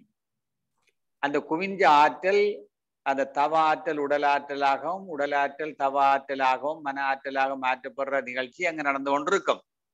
இப்ப நாங்கள் மருத்துவ ரீதியா சிந்திச்சால் மூலாதாரத்துல இருக்கும் பொழுது அதுக்கு பால் சுரப்பியோட தொடர்பாக இருக்கும். அப்ப அது பால் சுரப்பிகளை அது தூண்டிவிட பார்க்கும். ஆனாலும் அது நாங்கள் இப்ப இந்த சாந்தி தவத்துல குண்டலினி ஆற்றலை ஆக்டிவேட் பண்றபடியால இந்த பால் சுரப்பிகள் செயல்பாடு அதிகரிச்சாலும் அது சமநிலையில் இருக்கக்கூடியதாக இருக்கும். அப்ப அந்த அந்த அந்த பால் சுரப்பிகளின் தூண்டுதலால பக்க விளைவுகளாக எதுவும் ஏற்பட மாட்டுது. அது உடல் சார்ந்த இயக்கமாக மாறிக்கொண்டிருக்கும். அப்ப பால் உணர்வு கூட இப்ப சுவாதிஷ்டானத்துல கூடுதலா பால் உணர்வு வரும். ஆனா இதுலயும் பால் சுரப்பிகளோட தொடர்பா இருக்குது. ஆனால் பால் உணர்வு வந்து சமப்படுத்தப்பட்ட நிலையில இருக்கும். அதான் இதுல இருக்கிற அற்புதமாக இருக்கும். ஏனென்றால் நாங்கள் அந்த இப்ப நாங்கள் சாந்தி தவம் செய்யும் பொழுது முதல்ல நாங்கள் சாந்தி தீட்சை பெறுகிறது முதல் இந்த குண்டலினி சக்தி ஒரு மயக்க நிலையில இருக்கும் இந்த இடத்துல. ஆனா நாங்க பிற சாந்தி தீட்சை பெற்று சாந்தி தவம் செய்ய செய்ய செய்ய செய்ய அது ஒரு விழிப்பு நிலைக்கு வந்துடும். அது விழிப்பு நிலையில ஆற்றல் இயங்குறபடியால எங்களுக்கு உடல் சார்ந்த இயக்கங்களும் விழிப்பு நிலைக்கு வந்துடும். ஆனாலும் இந்த மூலாதாரத்துல நீங்கள் தியானம் செய்தாலும் அந்த ஆற்றல் நடுநாடி வழியாக மேலே செல்லும். குண்டலி ஆற்றலை தூண்டி அது மேலே செல்ல பண்ணும். அதுல இருக்கிற விஷயம். ஐயா, அந்த மெலட்டோனினுக்கும் இதுக்கும் சம்பந்தம் இருக்கு ஏதாவது? மெலட்டோனின் என்றது ஐயா இப்ப அது பீனியல் சுரப்பியால சுரக்கப்படுற ஹோமோன்.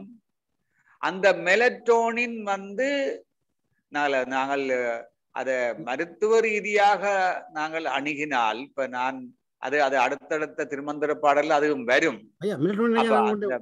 ஐயா நான் லெக்சர்ஸ் கேட்டு நான் அதை பற்றி அறிஞ்சிருக்கிறேன். நாங்க இருக்கிறேன்னு சொன்னா இந்த மெலட்டோனினுக்கும் இந்த சாந்தி தவம் செய்யும் போது அதால ஏதாவது இன்ஃப்ளூயன்ஸ் இருக்கொண்டு இருக்கும், அதுக்கும் இதுக்கும் ஏதாவது சம்பந்தம் இருக்கும்? இல்ல இல்ல இல்ல இல்ல இல்ல இல்ல. அதான். ஆனா ஒன்று இந்த நம்முடைய உடல்ல இருக்கிற சக்தி முழுக்க இந்த நாடிகளால எல்லா இடம் ஒன்றாக இணைக்கப்பட்டுத்தான் இருக்கும். இந்த நாடிகள் 72,000 நாடிகள் இருக்குல்லோ, அந்த நாடிகள் எல்லாம் ஒரு நெட்வொர்க்கால உடல் முழுக்கத்தை ஒரு நெட்வொர்க்குள்ள வச்சு கொண்டிருக்கும். எங்களுக்கு இந்த சொல்லுங்க, நீங்கள் இந்த நாடிகளை பற்றி எடுக்கிறேன்னு சொல்லியிருக்கீங்க. நான் அதை பார்த்துட்டு இருக்கிறேன். அதுக்கப்புறம் அந்த கேள்வி வைப்பேன். அது நிச்சயமாக உங்களுக்கு கட்டாயம் எடுக்கத்தான் வேணும். நான் பேசி இருக்கிறேன். நன்றி. நாங்கள் செய்வோம். அது ஒரு நீண்ட விளக்கவுரையா இருக்கு. 2-3 கிளாஸ்கள் எடுக்க வேணும். அதை பற்றி ஒரு அடிப்படையான நல்ல விளக்கம் ஒன்று தரலாம். நாடிகளை பற்றி சக்கரங்களை பற்றிய விளக்கங்கள் தரலாம். அதோட அந்த நர்ஸோட கம்பேர் பண்ணி அது நாடிகளை பற்றி நாங்கள் பார்க்கல. இந்த நாங்கள் sympathetic nervous system, parasympathetic nervous system, brain சிஸ்டங்கள் எல்லாம் இணையும் அதுல. நான் அவரோட பார்த்துட்டு இருக்கோம் ஐயா. நல்ல அது சக்தியை சுமக்கும் நாடிகள் என்றும் நான் ஒரு தொடர்ந்து விரிவு நடத்தி வாரன். அதையும் நீங்கள் அதையும் அதுல இணைஞ்சு பார்க்கலாம். அதுல முழுக்க மருத்துவத்தோட இணைஞ்சு வரும். வாழ்க வளமுடன். வாழ்க வளமுடன். வாழ்க வளமுடன். நன்றிகள் ஐயா. சுந்தரலிங்கம் ஐயா, நீங்கள் கையெழுத்துங்கள். வாழ்க வளமுடன் டாக்டர். வாழ்க வளமுடன் ஐயா. மன அலைச்சூழலை குறைக்காமல் இந்த பயிற்சிகளினால இந்த ஹோமோன்ஸ்கள் சுரக்குமோ? இல்லை. தியானம் செய்யறதுக்கு பிறகுதானே இது செய்ய வேணும் ஐயா. இந்த பயிற்சியாலையும் மன அலைச்சூழல் இந்த பயிற்சி செய்ய இதெல்லாம் இப்ப இதுல நீங்க பார்த்து கொண்டு போவியல் அநேகமா இந்த நாக்கம் அடிச்சு பின்னுக்கு வச்சு அந்த அன்னத்துல அமுக்குற பயிற்சி, அதை லம்பிகா யோகம், கேசரி யோகம் என்ற அதே பிராணன் அபானனை நிலைநிறுத்துறது வாசி யோகம் என்றது எல்லாமே மனதை ஒருங்கிணைக்கிற பயிற்சி தான். அப்ப நாங்கள் தனியா நான் நீங்க நினைக்கிற மாதிரி உயிருக்கு மேல மனம் வச்சு தியானம் செய்யறதால மட்டும் மன அலைச்சூழல் குறையும் இல்ல. இப்படி பயிற்சி செய்யறதும் மன அலைச்சூழலை குறைக்கத்தான். அப்ப மன அலைச்சூழலை குறைச்சு அது 13 சைக்கிள்ஸ் செகண்ட்னு பார்க்க குறைவா வந்தால்தான் இவற்றுடைய சுரப்புகள் சிறப்பாக இருக்கும். இமோஷனல் வேவ்ல இருந்து உணர்ச்சி வசப்பட்ட மன அலையில இருந்து அமைதி மன அலைக்கு வர வேணும். இந்த பராசிம்பதட்டிக் நர்வஸ் சிஸ்டம் வேலை செய்யும். உணர்ச்சி வசப்பட்ட நிலையில சிம்பதட்டிக் ஆளுமை வந்துடும். அமைதி நிலையில பராசிம்பதட்டிக் ஆளுமை வந்துடும். இந்த பராசிம்பதட்டிக் ஆளுமையில தான் இப்படியான நாளமில்லா சுரப்பியல் செயல்பாடு அதிகரிக்கும். இந்த மெலட்டோனின் சுரக்கிற அப்படியான செயல்பாடு. இப்ப சிம்பதட்டிக் நர்வஸ் சிஸ்டத்தின் ஆளுமையில வரைக்குள்ள அட்ரினல் கிளாண்ட் மாதிரியான கிளாண்டுகள் தூண்டப்படும்.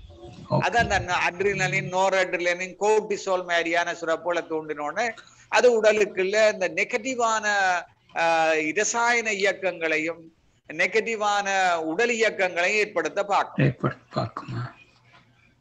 அப்ப நாங்கள் என்ன, நீங்க எந்த பயிற்சி செய்தாலும் மனதை ஒருங்கிணைக்கிறபடியால அந்த மனதின் அலைச்சுழல் குறைகிற ஒன் கொம்போனன்ட் நடந்து கொண்டுதான் இருக்கும். அடுத்த கொம்போனன்ட் நீங்கள் இப்ப பிராணனே அபானனே ஒண்டா சேர்க்கிறீர்கள், அது ஒரு ஆக்ஷன். இனி நாக்கம் அடிச்சு மேல வச்சு அமர்த்தேக்குல இந்த நடுநாடி தூண்டப்படுது, அது ஒரு கொம்போனன்ட். பிறகு குண்டலினி சக்தி மேலே எழும்புது, அது ஒரு கொம்போனன்ட். அதால என்ன நடக்குது, எங்களுக்கு குண்டலினி சக்தி மேல போற கொம்போனன்ட் நடக்கும். அப்ப இதை நாங்க 3-4 ஸ்டேஜஸா பிரிக்க வேணும். முதல்ல நாங்கள் மனதை வைக்கல மன அலைச்சுழல் குறையும். நீங்க மூச்சு பயிற்சி செய்தா என்ன, அல்லது இப்படியான பயிற்சி செய்தா என்ன, அல்லது குண்டலினி யோக பயிற்சி செய்தால் என்ன, அல்லது நீங்கள் மந்திரங்களை உச்சாரணம் செய்தா என்ன, தேவார திருவாசங்களை பாடினால் என்ன, மன அலைச்சுழல் குறையும். அது ஒரு பகுதி, அது கட்டாயம் நடக்க வேணும்.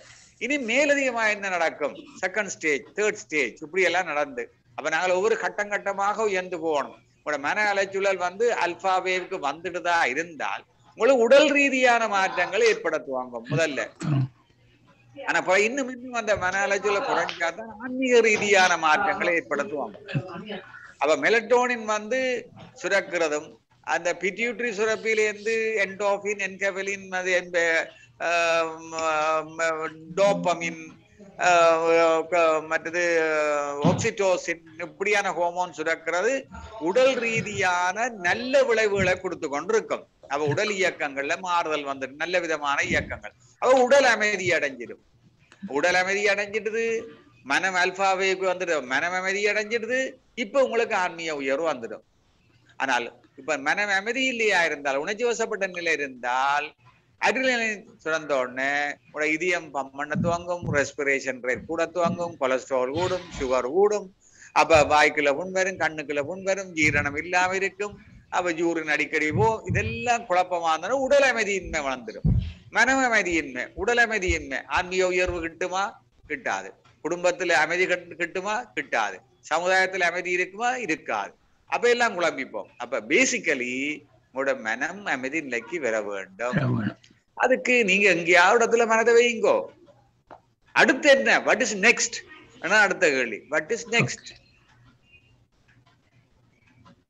விளங்குதோ ஐயா? இந்த அடிப்படைய ஐயா, இந்த மாதிரியான அந்த பேசிக் இதை நீங்க நல்லா புரிஞ்சு கொள்ளும். அதை நான் இதுல வலியுறுத்தி சொல்றேன். என்னென்றால் இந்த அடிப்படை எங்களுக்கு புரிய வேணும். நாங்க தியானம் செய்யறதுன்னு அடிப்படை என்ன? உடல் ரீதியான அமைதி வேணுமா, மனதிலே அமைதி வேணுமா, ஆன்மீக உயர்வு வேணுமா? எது வேணும் உங்களுக்கு?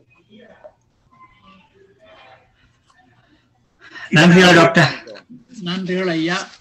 இன்னும் பலர் லைன்ல இருக்கிறார்கள் கேள்வி கேட்பதற்கு. எனவே அடுத்த போவோம். வரதராஜன் ஐயா. வாழ்க வளமுடன். டாக்டர் பாலா ஐயா, நீங்க எங்களுக்கு கிடைச்ச ஒரு பொக்கிஷம் ஆயிட்டீங்க. அதாவது இலக்கியம், அதாவது திருமந்திரத்தம் போன்ற ஒரு நூல்களில் ஆழ்ந்து போகக்கூடிய ஒரு தன்மை, வேதாத்திரியத்திலும் ஊறியது ஒரு தன்மை, உங்களுடைய மருத்துவ ஞானம் எல்லாம் சேர்ந்து எங்களுக்கு ஒரு வரப்பிரசாதம். இது என்னுடைய வேண்டுகோள் என்னன்னா, நீங்க வேதாத்திரி மகரிஷி ஐயா திருக்குறள் உட்பொருள் விளக்கம் பண்ண மாதிரி நீங்க திருமந்திரத்துல தேர்ந்தெடுத்த பாடல்களை உங்களுக்கு இவ்வளவு பேக்ரவுண்ட் இருக்கிறதுனால பாமர மக்கள் ஆகிய மக்களுக்கு, சாதாரண மக்களுக்கு புரியும் வண்ணம் ஒரு நூல் நீங்க தயாரிக்கணுன்றது என்னுடைய வேண்டுகோள். ஏற்கனவே நீங்க எழுதியிருக்கீங்களான்னு எனக்கு தெரியாது, பல நூல்கள் இருக்கின்றன. ஆனா உங்களுடைய அப்ரோச் வேற மாதிரி இருக்கு. உங்களுடைய கருத்துகள் ஒரு நூல் வடிவில் வந்தா நல்லா இருக்கும். மற்ற நண்பர்களுக்கு நான் சொல்லிக் கொள்வது, இதை ஒரு தடவை கேட்டா போதாது. ஐயா யூடியூப்ல போட்டுறாரு சிவா ஐயா, அதை திரும்பி போய் பார்த்து கேட்டு நம்ம அதை என்ன சொல்றது மஞ்ச் பண்ணணும். திரும்பி அதை கேட்டா தான் நமக்கு நல்லா புரிய ஆரம்பிக்கும். இப்ப சமீபத்துல திருமந்திரத்தில் மனிதநேயம்னு ஒரு தலைப்புல நான் பேசுறதுக்காக போய் தேடினேன். அருமையான பாடல்கள் இவ்வளவு இருக்கே திருமந்திரத்துல. 3000 பாடல்கள்ல பொக்கிஷம் நிறைய ஒளிஞ்சு இருக்கு. உங்களை மாதிரி வல்லுநர்கள் அதை வெளியில கொண்டு வரணும், மக்களுக்கு புரிய வைக்கணும்ன்றது என்னுடைய வேண்டுகோள். வாழ்க வளமுடன். நீங்க என்ன திருமந்திரத்தை என்ன செய்வீங்களா ஐயா? இல்லையா, மந்திரத்துல பேர் பொதுவா ஒரு தலைப்பு கொடுத்தாங்க, சமயத்தில் சமயம் கூறும் மனிதநேயம்னு. நான் திருமந்திரத்தை செலக்ட் பண்ணி அதுல சில பாடல்களை எடுத்து அது ஒரு போயிட்டு இருக்கு அந்த ப்ராசஸ். அது ஆராய்ச்சிலாம் கிடையாது, சும்மா ஒரு நிகழ்ச்சிக்காக நான் தயார் பண்ணிட்டு இருக்கேன். அந்த நேரத்துலதான் புரிஞ்சது மகரிஷி எதுக்காக இந்த 4 பேரை சொன்னாரு. வள்ளுவர், தாயுமானவர், திருமூலர் அண்ட் ராமலிங்கர். இதை படிச்சுட்டாலே வேற எதுவுமே தேவையில்லை. திருமந்திரத்துல போகக்கூடிய ஒரு வாய்ப்பு எனக்கு சமீபத்துல கிடைச்சது. நீங்க சொல்றத கேட்கும் போது இது நிறைய பேருக்கு போய் சேரணும்ன்றது என்னுடைய ஆசை. வாழ்க வளமுடன். நன்றி நன்றி நன்றி ஐயா, வாழ்க வளமுடன். கார்த்திகேயன் ஐயா. ஐயா வாழ்க வளமுடன். வாழ்க வளமுடன் ஐயா. வாழ்க. இன்றைய தலைப்பு ரொம்ப நல்ல தலைப்பு, நீங்க நல்லாவே சொல்லியிருக்கீங்க. எனக்கு ஒரு டவுட்டுங்கய்யா. ஏனைய சித்தர்களும் எல்லாருமே சொல்லியிருக்காங்க, இந்த பீனியல் சுரப்பி, அதுக்கப்புறம் இதுல திருமூலர் சொல்லியிருக்கிறது அந்த ஒளிப்பிளம்பு, அந்த ஒளி ஊற்றுல இருந்து ஊற்றெடுக்கும் சொல்லியிருக்காங்க. அதெல்லாம் நீங்க சொல்லியிருக்கீங்க. ஆனா நம்ம வேதாத்திரியத்துல மகரிஷி தத்துவங்களை உணர்ந்து இதுவரைக்கும் வந்த இதுல இந்த மாதிரி சித்தர்கள் சொல்ற சான்று மாதிரி எதுவுமே இல்லாம இருக்கு. இதனால இப்போ இங்க அந்த ஞானத்தின் பாதையில ஒருத்தர் ஞான விழிப்பு நிலை அடைகிறாங்க அப்படின்னா, அந்த பாதையில இந்த மாதிரி அனுபவங்கள் எல்லாம் வந்துதான் தீருமா? இந்த மாதிரி வேதாத்திரியத்துல எந்த ஒரு ஆசிரியர், பேராசிரியர் யாருமே சொன்ன மாதிரி தெரியல. ஆனா எல்லா சித்தர்களுமே சொல்லியிருக்கிறாங்க அப்படின்ற மாதிரி சொல்றோம். சோ இப்போ மகரிஷி சொல்லி கொடுத்த சில பயிற்சிகள் எல்லாம் நம்ம செய்யாம இருக்கிறோமா? அதாவது பொது வெளிக்கு கம்மியான பயிற்சிகள், இப்போ சிறப்பான சில பயிற்சிகள் மாதிரி எதுவும் இருக்குதா? அந்த மாதிரி ஏதாவது உங்களுக்கு நீங்க மகரிஷி ஐயா கூட நேரடியா அதை பத்தி கொஞ்சம் மகரிஷியின் பாடல் ஐயா, உச்சியிலே நீ சென்றால் உடனே காணும் ஒரு அதிசயம் பலமாம் சுற்றும், அச்சமயம் அறிவுக்கோர் வியப்பு தோன்றும், அவ்விடத்தே நிலத்திருக்க பழகிவிட்டால் இச்சையெல்லாம் தோன்றுமுடன் கண்டுகொள்வாய், இது வேண்டும் வேண்டாம் என்று இரண்டும் கண்டு நச்சு விளை இச்சையெல்லாம் ஒழித்து விட்டு நலமீயும் எண்ணமே மீதங்கொள்வாய். இது திருமந்திரம், எங்களுடைய வேதாத்திரி மகரிஷியின் பாட்டு. உச்சியிலே நீ சென்றால் உடனே காணும் ஒரு அதிசயம் பலமாம் சுற்றும், அச்சமயம் அறிவுக்கோர் வியப்பு தோன்றும், அவ்விடத்தே நிலத்திருக்க பழகிவிட்டால் இச்சையெல்லாம் பிறக்குமிடம் கண்டுகொள்வாய். இருவிழிகள் மூக்குமுனை குறிப்பானிக்க எண்ணத்தை புருவங்களிட நிறுத்தி ஒருமையுடன் குறுநெறியில் பழகும் பொழுது உள்ளொளி பூரித்து மூலமான கருவுக்கு மேற்நோக்கு வேகமூட்டும், கருத்துக்கு இந்நிகழ்ச்சி உணர்வாய் தோன்றும், அறிவு நிலையாய் ஆதி உருவாய் வந்த அத்துவித ரகசியமும் விளக்கமாகும். எல்லாம் மகரிஷி இந்த பாடல் ஐயா. மகரிஷி தான் சொல்றார். வாழ்க வளமுடன் வெரி சிம்பிளா சொன்னார். திருமூல சொல்றார், நாவின் நுனியை நடுவே விசிறில் சீவனும் ஆங்கே சிவனும் உறவிடம், மூவரும் 30 மூவரும் தோன்றுவர் சாவதும் இல்லை சதகோடி ஊனே என்ற. இத வேதாத்திரி மகரிஷி மிக சிம்பிளாக வாழ்க வளமுடன், வாழ்க வளமுடன், வாழ்க வளமுடன் என்றார். அப்ப மகரிஷியின் மிக எளிமையான பயிற்சி. அதை சொல்லத்தான் நான் இதுல சொல்லி போட்டு சொல்லிய சிம்பிளா தெரியும் உங்களுக்கு. அதுக்காகத்தான் அதுல எல்லாமே அதுல அடங்கி இருக்கு. மகரிஷியின் துரிய தவத்துல நீங்கள் அதுக்கு வேணா ஒரு முறைக்கு அந்த துரிய தவத்தை நாங்கள் சயின்டிபிக்கா ஆராய்ஞ்சு பார்க்கலாம். அதுவும் ஒரு தனி விரிவிரியாக நடத்தி கொண்டு வாரன். இந்த துரிய தவத்துல மூளைக்குள்ள என்ன விதமான மாற்றங்கள் நடக்கும் ரெண்டு மாதிரி. அப்ப அது இந்த பீனியல் சுரப்பியை எப்படி தூண்டுது, அப்படி தூண்டப்படுது, எப்படியான விளைவுகள் ஏற்படுது, நரம்பு மண்டலத்தில் என்ன மாற்றங்கள் நடக்குது, இப்படி எல்லாம் நாங்கள் ஆராய்ஞ்சு பார்க்கலாம். அப்ப மகரிஷியின் பாடல்கள் நிறைய இருக்கு ஐயா இதுல. இது சம்பந்தமாக அப்ப நாட்டம் இரண்டும் நடுமூக்கில் வைத்திடில், வாட்டமும் இல்லை மனக்கு மழிவில்லை, ஓட்டமும் இல்லை உணர்வில்லை, தான் இல்லை தேட்டமும் இல்லை, சிவன் அவன் நாமே. இது திருமந்திரம். இதைத்தான் மகரிஷி சொல்ற, இருவிழிகள் மூக்குமுனை குறிப்பா நிற்க எண்ணத்தை புருவங்களிட நிறுத்தி ஒருமையுடன் குறுநெறியில் பழகும் பொழுது உள்ளொளி பூரித்து மூலமான கருவுக்கு மேன் நோக்கு வேகம் ஊட்டும் என்று பாடுற. அதே மாதிரியான கருத்தை இந்த திருமந்திரத்துல இருக்கிற அதே மாதிரியான தத்துவத்தை வேதாத்திரி மகரிஷி இங்க கொண்டு வாரார். மிக அது ரெண்டு திருமந்திரத்துல இருக்கக்கூடிய இந்த வேதாத்திரி மகரிஷியின் தத்துவங்களை நாங்கள் நினைச்சு பார்க்கலாம். நிறைய இடத்துல எல்லாம் ஒரே இதுதான் ஐயா. சில தவங்கள் வந்து மனோன்மணி தவம், பிளரிக்கன் தவம் அப்படின்லாம் சில தவங்கள் யூடியூப்ல இருக்கு. ஆனா அது இப்போதைக்கு நடைமுறையில இல்ல. இதெல்லாம் செய்ய தடை வச்சிருக்கிறாரோ. இதெல்லாம் தேவைப்படாதா நமக்கு? நம்ம இந்த ஞான மார்க்கத்துல நம்ம முன்னேறுவதற்கு இதெல்லாம் தேவை இல்லையா? இது இல்லாம அது நீங்கள் தேவைன்றது உங்களுடைய நீங்கள் எந்த நிலையில போறீங்கன்றதை பொறுத்து நீங்கள் அதுகளை தேர்வு செய்து கொண்டு போகலாம். நீங்கள் உங்களுக்கு எந்த நிலையில நீங்க இப்ப இருக்கல. இப்ப ஆரம்ப பயிற்சியாளர்களுக்கு நாங்கள் இதையெல்லாம் சொல்லிக் கொடுக்க முடியாது. சொல்லிக் கொடுத்தோம்னா பிள்ளையா கொண்டு போடும். அப்ப நாங்கள் அவர்களுக்கு ஆரம்ப பயிற்சியில என்னென்ன சொல்லிக் கொடுக்கணுமோ அதைத்தான் நாங்கள் சொல்லிக் கொடுப்போம். பொதுவாக ஆக்கினதவம், சாந்தி தவம், துரியதவம், துரியாதிதவம், பஞ்சபூத நவக்கிரதவத்துல அதை செய்து கொடுத்து அப்புறம் நீங்க இன்னும் மேலதிகமாக நீங்க உங்களை மேல உயர்த்தி கொண்டு போகணுமாண்டா நீங்க இன்னும் நீங்க போய் கொண்டிருக்கலாம். அதுக்கு நீங்கள் நீங்க எவ்வளவு தூரம் நீங்கள் சித்தி அடைஞ்சிட்டீங்கிறத பொறுத்து மேல நீங்க போய் கொண்டிருக்கலாம். இவ்வளவும் செய்தாலுமே பெரிய காரியம். நாங்க பிரபஞ்ச களத்துல விரிஞ்சு நிக்கிற ஆற்றல் எங்களுக்கு கிடைச்சு, மன அலைச்சூழல் எங்களுக்கு இந்த 4 தொடக்கம் 7 சுற்றுக்கள் செகண்டுக்கு வந்து அது நாங்கள் துரியாதீதத்துக்கு போய்களை இன்னும் குறையக்கூடிய எங்களுக்கு ஆற்றல் கிடைக்குமா? அது ஒரு பெரிய மாற்றம் தான். அதுலயே எங்களுக்கு கிடைக்க வேண்டிய எல்லாம் கிடைச்சிரு. மகரிஷி அப்படித்தானே சொல்றாரு. ஆனா நீங்க இன்னும் அதுல போகணுமா இருந்தா, இந்த நாடிகள் சக்கரங்களை இயக்கி போகணுமா இருந்தா அது ஒரு வழி. அப்படி போகலாம். அது கொஞ்சம் கஷ்டமான வழியா இருக்கும். அதுகள் சக்கரங்களை இயக்க போக அதுகளுக்கு தெரியாது. அதுகளுக்கு ஒவ்வொரு மந்திரங்கள் இருக்கும், அதுக்கு சில முறைகள் இருக்கும், அதுக்கு சில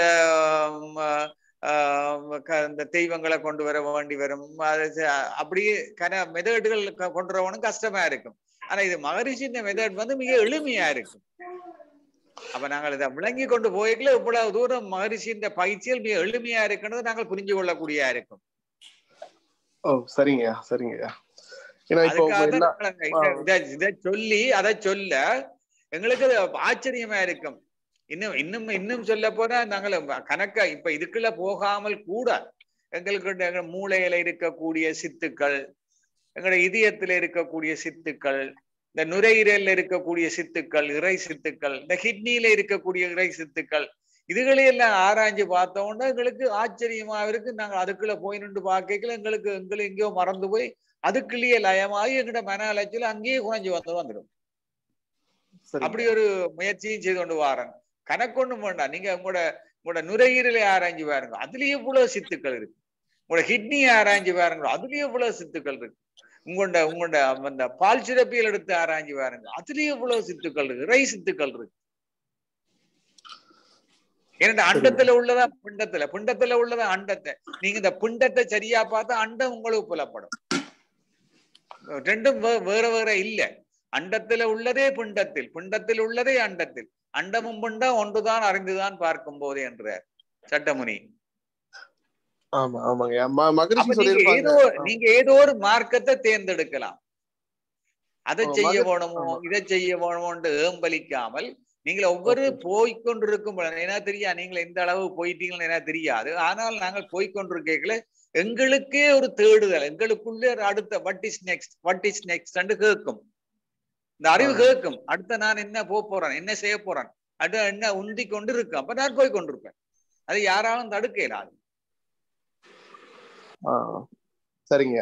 இப்போ மகரிஷி ஒரு பாட்டுல வந்து புத்தனை போல் மூச்சு இழுத்து விட வேண்டிய அவசியம் இல்ல, அப்புறம் வந்து மந்திர உச்சாடனம் இல்ல, வாசியோக முறையும் இல்ல, எளிமையா கத்து தரேன்ற மாதிரி ஒரு கவிதை எழுதியிருப்பாரு. அப்படித்தான் சொல்றாரு அப்படித்தான் சொல்றாரு. உடற்பயிற்சி மாத்திரமே யோகம் இல்ல, உழைப்பயிற்சி வேதபாடம் அற்புதங்கள், கடற்கரையில் மலைக்காட்டில் உடல் வருத்தும் கடும் மூச்சு பயிற்சி மட்டும் யோகம் அல்ல, படற்கையினால் மனம் அலையா விழிப்பில் நிற்கும் பண்படுத்தும் பயிற்சிகளாம், இவை பிறவி தொடருக்கும் தூய வினையாற்றும் பண்பாம், புயல்களன்று நிறைவளிக்கும் வாழ்வியல். அப்ப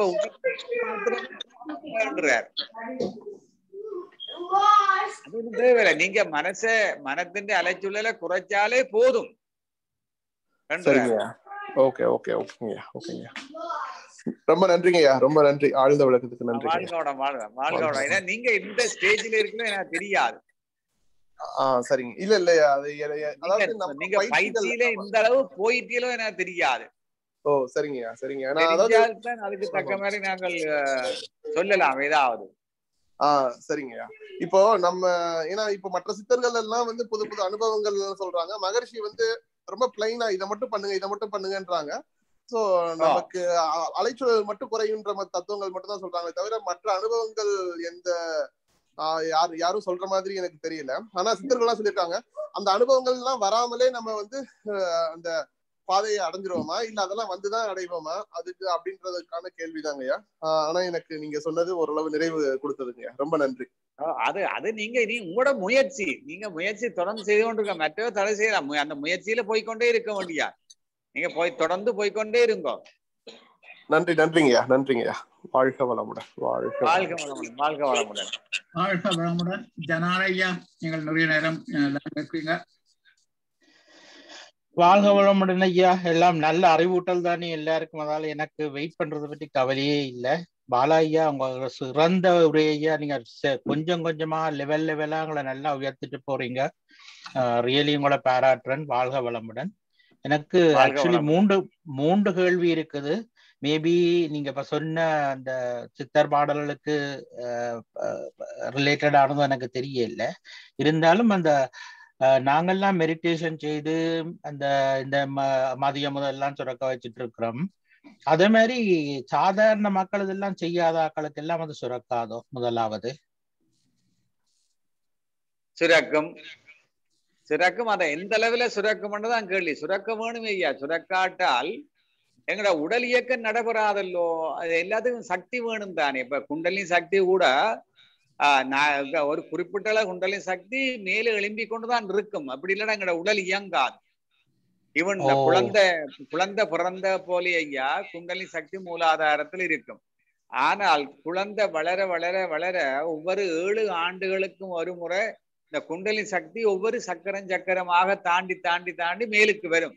அப்படி மேலுக்கு வரைக்குள்ள குழந்தையின் குணநல இயல்புகள்ல உணர்வு நிலைகள்ல மாற்றங்கள் வந்து கொண்டே இருக்கும். அதை நீங்க பார்க்க சுவையில மாற்றங்கள், குணங்கள்ல மாற்றங்கள், உடல் ரீதியான மாற்றங்கள் எல்லாம் வந்து கொண்டிருக்கும். அதுன்ற கருத்து என்னன்னா, நீங்கள் குண்டலினி சக்தியை நீங்களா உயர்த்துறன்ற வேற, இயற்கையாகவும் அது நடந்து கொண்டுதான் இருக்கு. இப்ப நாங்க ஆன்மீக உயர்வு காண வேணும்னா கூடுதலாக ஒரே நேரத்துல செய்ய வேணும். அப்ப அதுக்கு அதுதான் முக்கியமான காரணம். அப்ப இப்ப நாங்கள் எங்களோட பீனியல் கிளாண்ட் இயக்குறாண்டால், எங்களோட பீனியல் கிளாண்ட் வந்து இயற்கையாகவே மூளையின் நடுப்பகுதியில அமைஞ்சிருக்கிறது. ஏன் இறைவன் மூளையின் நடுப்பகுதியில் அமைஞ்சிருக்கிறாண்டா, அந்த வலது பக்கத்து மூளை அரைக்கோளத்துக்கும் இடது பக்கத்து மூளை அரைக்கோளத்துக்கும் இடையில நடுவுல அமைக்கப்பட்ட காரணம் என்னென்றா, இது வான்காந்தத்தோட இணைப்பா இருக்கட்டும். அப்ப நாங்கள் தியானம் செய்யாட்டான ஓரளவுக்கு வான்காந்தத்தோட எங்கட உடல் இணைக்கப்பட்டுத்தான் இருக்கு. இணைக்கப்பட்டு ஆற்றல் வந்து கொண்டே இருக்கும். இந்த ஆற்றலை நாங்கள் கூட்டுறோமா கூட்ட இல்லையானதான் கேள்வி. கூட்டினா அது தக்க மாற்றங்கள் நடக்கும். இப்ப நாங்க கோயிலுக்கு போறோம், கோயிலுக்கு போகாம இருந்தாலும் எங்களுக்கு ஆற்றல் கிடைக்கும். கோயிலுக்கு போனா கூட ஆற்றல் கிடைக்கும். நீ கோயிலுக்கு போன அப்புறம் எங்கள கோயிலுக்குள்ள என்ன இருக்கு, அங்க எப்படி இந்த ஆற்றல் குவிஞ்சு இருக்கு, அந்த ஆற்றல் எப்படி நாங்க உள் வாங்கலாம்ன்ற தத்துவத்தை புரிஞ்சு கொண்டு நாங்கள் அங்க கும்பிட்டோமா என்ன கூட வரும், இல்லாட்டாலும் வரும். அப்ப நாங்கள் தெரிஞ்சு கொண்டு செய்கிறதுக்கும் தெரியாம செய்கிறதுக்கும் வேறுபாடுகள் இருந்தா இருக்கும். ஆனால் ஆற்றல் வரும்.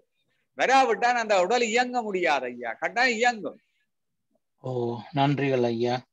ஓகே, அடுத்தது கேள்வி ஐயா, இந்த சுழுமுனை நாடின்ற மறுபெயர்கள் தான் வஜ்ர நாடி, சுசும நாடி, அந்த நாடிகளா இல்லாட்டி அதெல்லாம் ஒன்றுக்குள்ளே ஒன்று அடுக்கடுக்க இருக்கிற லேயர்களா? இல்ல, அது இந்த நாடிக்கு நடுநாடி, வஜ்ர நாடி, சுழுமுன நாடி, சுஷ்மனா நாடி என்று வேற வேற பேர் இருக்கு. இந்த நாடிக்கு உள்ள இன்னொரு பிரம்ம நாடி ஒன்று இருக்குது, சித்ராணி நாடி என்று இன்னொரு நாடியும் இருக்குது. இந்த பிரம்ம நாடிக்குள்ளாலதான் இந்த பிரம்மன் வந்து போறான்ற ஒரு கருத்தை சொல்லி கொண்டிருப்பினேன். அதை வான்காந்தம் பாரு. இந்த சித்ராணி நாடிக்குள்ளாலதான் இந்த நாத ஓங்காரம் ஒலிச்சு கொண்டிருக்கிறான்னு சொல்லுவேன். அப்ப இது தனி ஒரு நடுநாடி, தனி ஒரு நாடி எல்லாம், அதுக்குள்ள இன்னும் 2 நாடிகள் இருக்கு. அதாவது பெரிய நாடியாக இருக்கு உடலுக்குள்ள. அதான் முக்கியம். அது இயங்க வேணும். அது இயங்கினாத்தான் மனுஷனாக முடியும். நாங்கள் இந்த இடகல விங்கல இயங்கிக்கல மனுஷனாக இருக்க மாட்டோம். ஓ, நன்றிகள் ஐயா. நாடி சுத்தி பிராணாயாம செய்கிறோம். ஏன் நாடி சுத்தி பிராணாயாம செய்கிறோம்? இந்த சுழுமுன நாடியை திறக்கிறதுக்காகத்தான், அதுல ஆக்டிவேட் பண்றதுக்காகத்தான். ஏன் ஆக்டிவேட் பண்ண வேணும்? இந்த இடகலை என்றது அது சந்திர சக்தி, பெண்மையான சக்தி, ஃபீமேல் எனர்ஜி. இந்த சூரியகலை அல்லது பிங்கலை என்றது சூரிய சக்தி, இது மேல் எனர்ஜி, பாசிட்டிவ் எனர்ஜி. இந்த ரெண்டையும் சமப்படுத்தி நியூட்ரல் எனர்ஜிக்கு வரணும். அப்ப இந்த இடகலையில சுவாச ஓட்டம் இருந்தால், பிங்கலையில சுவாச ஓட்டம் இருந்தால், ஒன்றில் பாசிட்டிவ் அல்ல நெகட்டிவா இருக்கும். ஒன்றில் சிம்பதட்டிக் நர்வஸ் சிஸ்டம் இல்ல பராசிம்பதட்டிக் நர்வஸ் சிஸ்டம் வேலை செய்ய இருக்கும். ஆனால் நாங்க ரெண்டையும் பேலன்ஸ் பண்ணி விட்ட வேண்டாம். நாடி சுத்தி பிராணாயாமாவிலையோ தியானத்தினாலேயோ நாங்கள் பேலன்ஸ் பண்ணினால் நடுநாடி வேலை செய்ய துவங்கும். இந்த சுழுமுன நாடி வேலை செய்யுது. சுழுமுன நாடி வேலை செய்ய நியூட்ரல் எனர்ஜி வந்துடும். அப்ப எங்களோட உடம்புல நியூட்ரல் எனர்ஜி இருக்கும். பெண் தன்மை ஆண் தன்மை பேலன்ஸ் பண்ணப்பட்டு விடும். அப்ப எங்களுக்கு அந்த நியூட்ரலான சக்தி எங்களோட உடல்ல வந்துடும். அதுக்காகத்தான் இந்த பயிற்சிகளை செய்கிறது. இல்லாட்டா நடந்து கொண்டிருக்கும். நீங்க இது செய்யாட்டான எங்களோட மூச்சு ஒரு 45 நிமிஷத்துக்கு ஒரு முறை அல்லது 90 நிமிடத்துக்கு ஒரு முறை, சிலர் 2 மணி நேரத்துக்கு ஒரு முறை ஒவ்வொரு நாடியிலும் மாறி மாறி ஓடும். அப்படி மாறி மாறி ஓடைக்குள்ள ஒரு 45 நிமிஷத்தால இடகலியால ஓடினால் அது வலகலைக்கு அடுத்த 45 நிமிஷத்துல மாறும். 2க்கு இடையில ஒரு இடைவெளி இருக்கும். அந்த இடைவெளி டைம்ல சுழுமுனை துறக்கப்பட்டு கொண்டிருக்கும். இயற்கையாக சுழுமுனை துறந்து கொண்டே இருக்கு. அது இந்த கருத்து என்ன? சுழுமுனையாக்க சக்தி பாஞ்சு கொண்டிருக்குது. இயற்கையாக இறைவனுடைய அமைப்பு. அதை நாங்கள் இப்ப கூட்டி நாங்களுக்கு ஆன்மீக உயர்வு கிடைக்கும். இல்லாட்ட நாங்க இந்த உடல் வரையில இயங்கி கொண்டு இந்த உடல்ல இப்ப என்ன தேவையோ அதை நிறைவேற்றி கொண்டு இந்த பூமி சார்ந்த செயல்பாடுகளை செயல்பட்டு கொண்டு அதிலேயே பிறந்து அதிலேயே செத்து மடிஞ்சு கொண்டு இருப்போம். ஆனால் நாங்க இந்த சுழுமுனையை இயக்கி விட்டோமா இருந்தால் இந்த புலன் கடந்த நிலைக்கு நாங்க செல்லக்கூடியதா இருக்கும். ஆன்மீக உயர்வு கிடைக்கக்கூடியதா இருக்கும். அதான் அந்த கருத்து. இதுக்குதான் நாங்க நாடி சுத்தி பிராணாயாமம் செய்தால் என்ன, நாடி சோத பிராணாயாமம் செய்தா என்ன, இல்லாட்ட அப்படி தியானத்தை செய்தா என்ன, இல்லாட்ட தண்டுவிட சுத்தியை செய்தா என்ன, அதுக்காக தான் செய்யறது. ஓ, நன்றிகள் ஐயா. அடுத்த 3வது கேள்வியா, இதுதான் இந்த கடைசி கேள்வி. இது உங்களோட பழைய நிகழ்ச்சியில நான் கேட்டிருக்க சிலவேளை உங்களோட லெக்சர்லயே அந்த மறுமொழி வந்திருக்குமென்று பார்த்து கொண்டு வந்தேன். எனக்கு சிலவேளை அது நான் அதை கவனிக்காம இருக்கலாம். நீங்க சொல்லிக்கல, தூங்கும் போது சுரக்கிற ஹோமோன் வந்து மெலட்டோனின் இருந்தால் ஐயா, மெலட்டோனின் சரி ஐயா, மெலட்டோனின் அப்படியே இருந்தால் ஐயா, மட்டும் இல்லையா, மெலட்டோனின் மட்டும் குரோத் ஹோமோன் சுரக்கும், புரோலாக்டின் சுரக்கும். ஓகே, கேள்வி என்னண்டாலையா, அந்த காலத்துல மனுஷர் வந்து 6 மணிக்கு சூரியத்தோடு எழும்பி சூரிய அஸ்தமனம் வரையும் வேலை செய்தோம். பிறகு இரவு 8 மணித்தியாலம் படுத்தினோம். அப்பவைக்கு சுரக்க சந்தர்ப்பம் எல்லாம் நிறைய இருந்தது. இப்ப வட அமெரிக்காவுக்கு வந்து நாங்க எல்லாம் இருக்கிறபடியா எங்களுக்கு எல்லாம் டைம் சேஞ்சுகள், அதை விட படுக்கிற நேரம் கூட சில இரவுல படுக்க முடியற இல்ல, வேலையா இருக்கும். அப்படிப்பட்ட ஆக்களுக்கு தீர்வு என்ன ஐயா? மெடிடேஷன். அது அப்படியான ஆட்களுக்கு என்னென்றால் ஐயா, அது நான் உங்களுக்கு அந்த பயிற்சியில நான் சொன்னேன். நான் அதுல அந்த இப்படி இந்த நேரங்கள் பிந்தி கொண்டு போன உடனே என்ன நடக்கும், எங்களுக்கு உடம்புக்குள்ள இருந்து செயல்பட்டு கொண்டிருக்கின்ற சர்க்காடியம் ரிதம் பயாலஜிக்கல் குழப்பப்பட்டு விடும். ஆமா, இப்ப பயாலஜிக்கல் குழப்பப்பட்டால் இந்த மெலட்டோனின் சுரக்கிறது தடைப்பட்டு விடும். அப்ப பகல் கூடி சென்றால் அந்த மூளைக்குள்ள இருந்து வெளிச்சம் பட்டு கொண்டிருந்தால் மூளைக்குள்ள அந்த சுப்ரா சாஸ்மெட்டிக் நியூக்ளியன் நான் சொல்லி இப்ப ஞாபகத்துல பாருங்கோ, அந்த மாஸ்டர் கிளாக் சொல்லும் இப்ப பகல் பகல் பகல் என்று சொல்லி கொண்டிருக்கும். அப்ப பகல் என்று சொன்னால் வெளிச்சம் என்றால் பகல் என்று சொன்னால் மெலட்டோனின் சுரக்காது. மெலட்டோனின் சுரக்காட்டா நித்திரை வராது. மெலட்டோனின் சுரக்காட்டா அந்த பாலாஜிக்கல் சரியா இயங்காது. பாலாஜிக்கல் சரியா இயங்காட்டா எங்களோட உடல்ல இருக்கிற அத்தனை சிஸ்டம் குழம்பிப்போம். முதலாவது சிஸ்டம் ஜீரணம், இரண்டாவது சிஸ்டம் சர்க்குலேட்டரி சிஸ்டம் குழம்பிப்போம். அப்ப அதுக்கு என்ன செய்யலாம் என்றால், நீங்கள் நித்திரை அந்த அதுக்கு ஏற்ற மாதிரி உங்களுக்கு ஒரு ஸ்லீப் ஷெட்யூலை கொண்டு வர வேணும். ஷெட்யூலை கொண்டு வந்து இத்தனை மணிக்கு நித்திரைக்கு போய் இத்தனை மணியில நான் நித்திரையிருந்து எழும்புவேன் என்று ஒரு ஷெட்யூலை கொண்டு வந்து அந்த அத்தனை மணித்தியாலங்கள் நீங்க நித்திரை கொள்ள வேணும் உண்டு. ரெண்டாவது, இந்த அப்படி நீங்க இடம் மாறி இடம் போய் நீங்கள் அதாவது ஜெட் லேக் என்ற ஒரு கண்டத்துல இருந்து இன்னொரு கண்டத்துக்கு, ஒரு நாட்டுல இருந்து இன்னொரு நாட்டுக்கு இப்படி போனால் உங்களுக்கு இந்த டைம் மாறப்பட்ட உடனே நித்திரை உழம்பி போவோம், ஜெட் லேக்ன்றது. அப்ப அதுக்கு என்ன செய்யணும், நீங்க புது இடத்துக்கு போனோன்னா கூட நீங்க உடனே டக்கண்டு வேறு இடத்துக்கு போகாமல் கொஞ்ச நாளைக்கு அங்க இருக்காது. உங்களோட உடம்பு தானாகவே அந்த இடத்துக்கு கூட அந்த கிளாக்கோல் எல்லாம் தாங்களே அட்ஜஸ்ட் பண்ணிக்கொள்ளும். பிறகு நீங்க அடிக்கடி மாற்றக்கூடாது. மற்றது நீங்க இப்படியான பயிற்சிகளை செய்யலாம், தியானத்தை செய்யலாம். தியானத்தை செய்தால் நீங்க அரை மணி தியாலம் ஆழ்ந்த தியானத்துல செய்தால் 2 மணி தியாலம் நித்திர ஒன்றத்துக்கு ஈக்குவலான எனர்ஜி உங்களுக்கு கிடைக்கும். அதையும் செய்யலாம். இனி அதுக்கு தக்கமான உணவுகளை செய்யலாம். மற்றது நீங்க பீனியல் சுரப்பியை சுரக்க வைக்கிறதுக்கு உங்களுக்கு இருள் கிடைக்காட்டா நீங்க கண்ணை மூடிக்கொண்டு இருளுக்குள்ள இருக்கிறதாக பாவனை செய்யுங்க. நான் இருளுக்குள்ள இருக்கிறேன், நான் இருளுக்குள்ள இருக்கிறேன், நான் நல்லா நித்திர ஒள்ளுகிறேன் என்று பாவனை பண்ணுங்க. பாவனை பண்ணினாலும் இந்த பீனியல் சுரப்பி சுரக்கும். நான் சொன்னேன் உங்களை இந்த இதுல நீங்க பாருங்க, அதுல லெக்சர்ல வந்து எளிய முறைகள் என்று சொல்லி எளிய முறைகள் அப்படி செய்து நீங்கள் இந்த மெலட்டோனை சுரக்க வைக்கலாம். நல்லா துரியதவம் செய்யுங்க.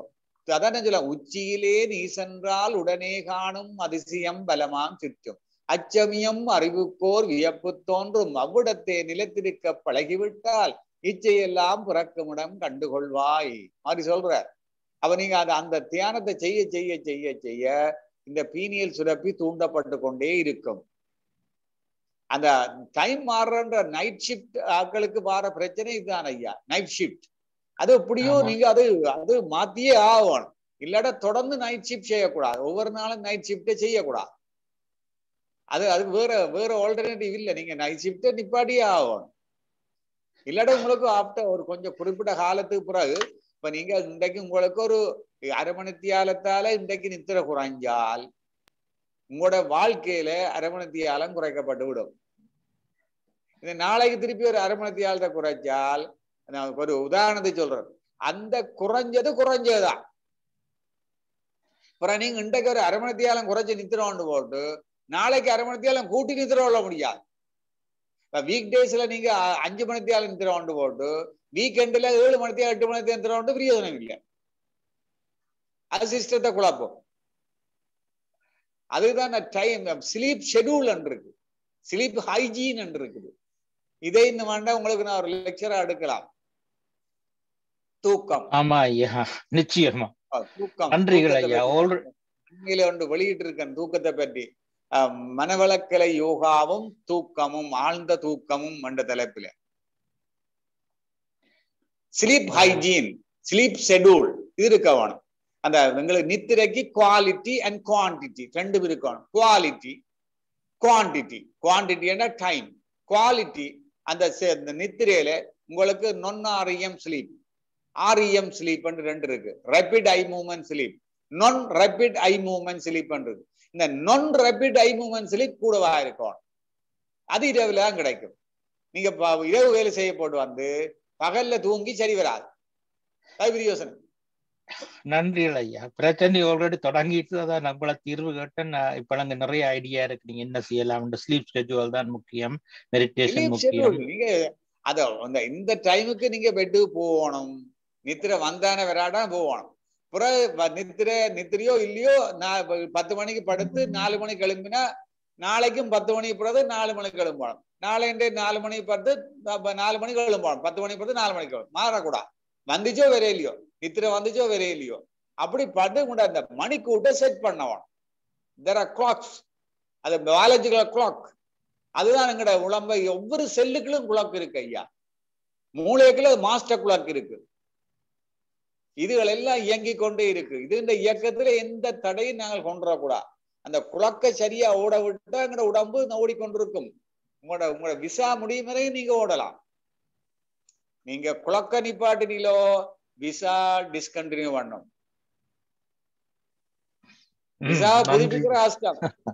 விசா புதுப்பிக்க இல்லாத ஐயா. திருப்பி அவர்கிட்ட அப்ளிகேஷன் போட இல்லாது, கிடைக்காது. நன்றிகள் ஐயா. நிறைய தீர்வெல்லாம் சொல்லி இருக்கிறீங்க. நிறைய விளக்கமும் கிடைச்சிருக்குது. வாழ்க வளமுடன் ஐயா. நிறைய அட்வைஸ். தேங்க்யூ.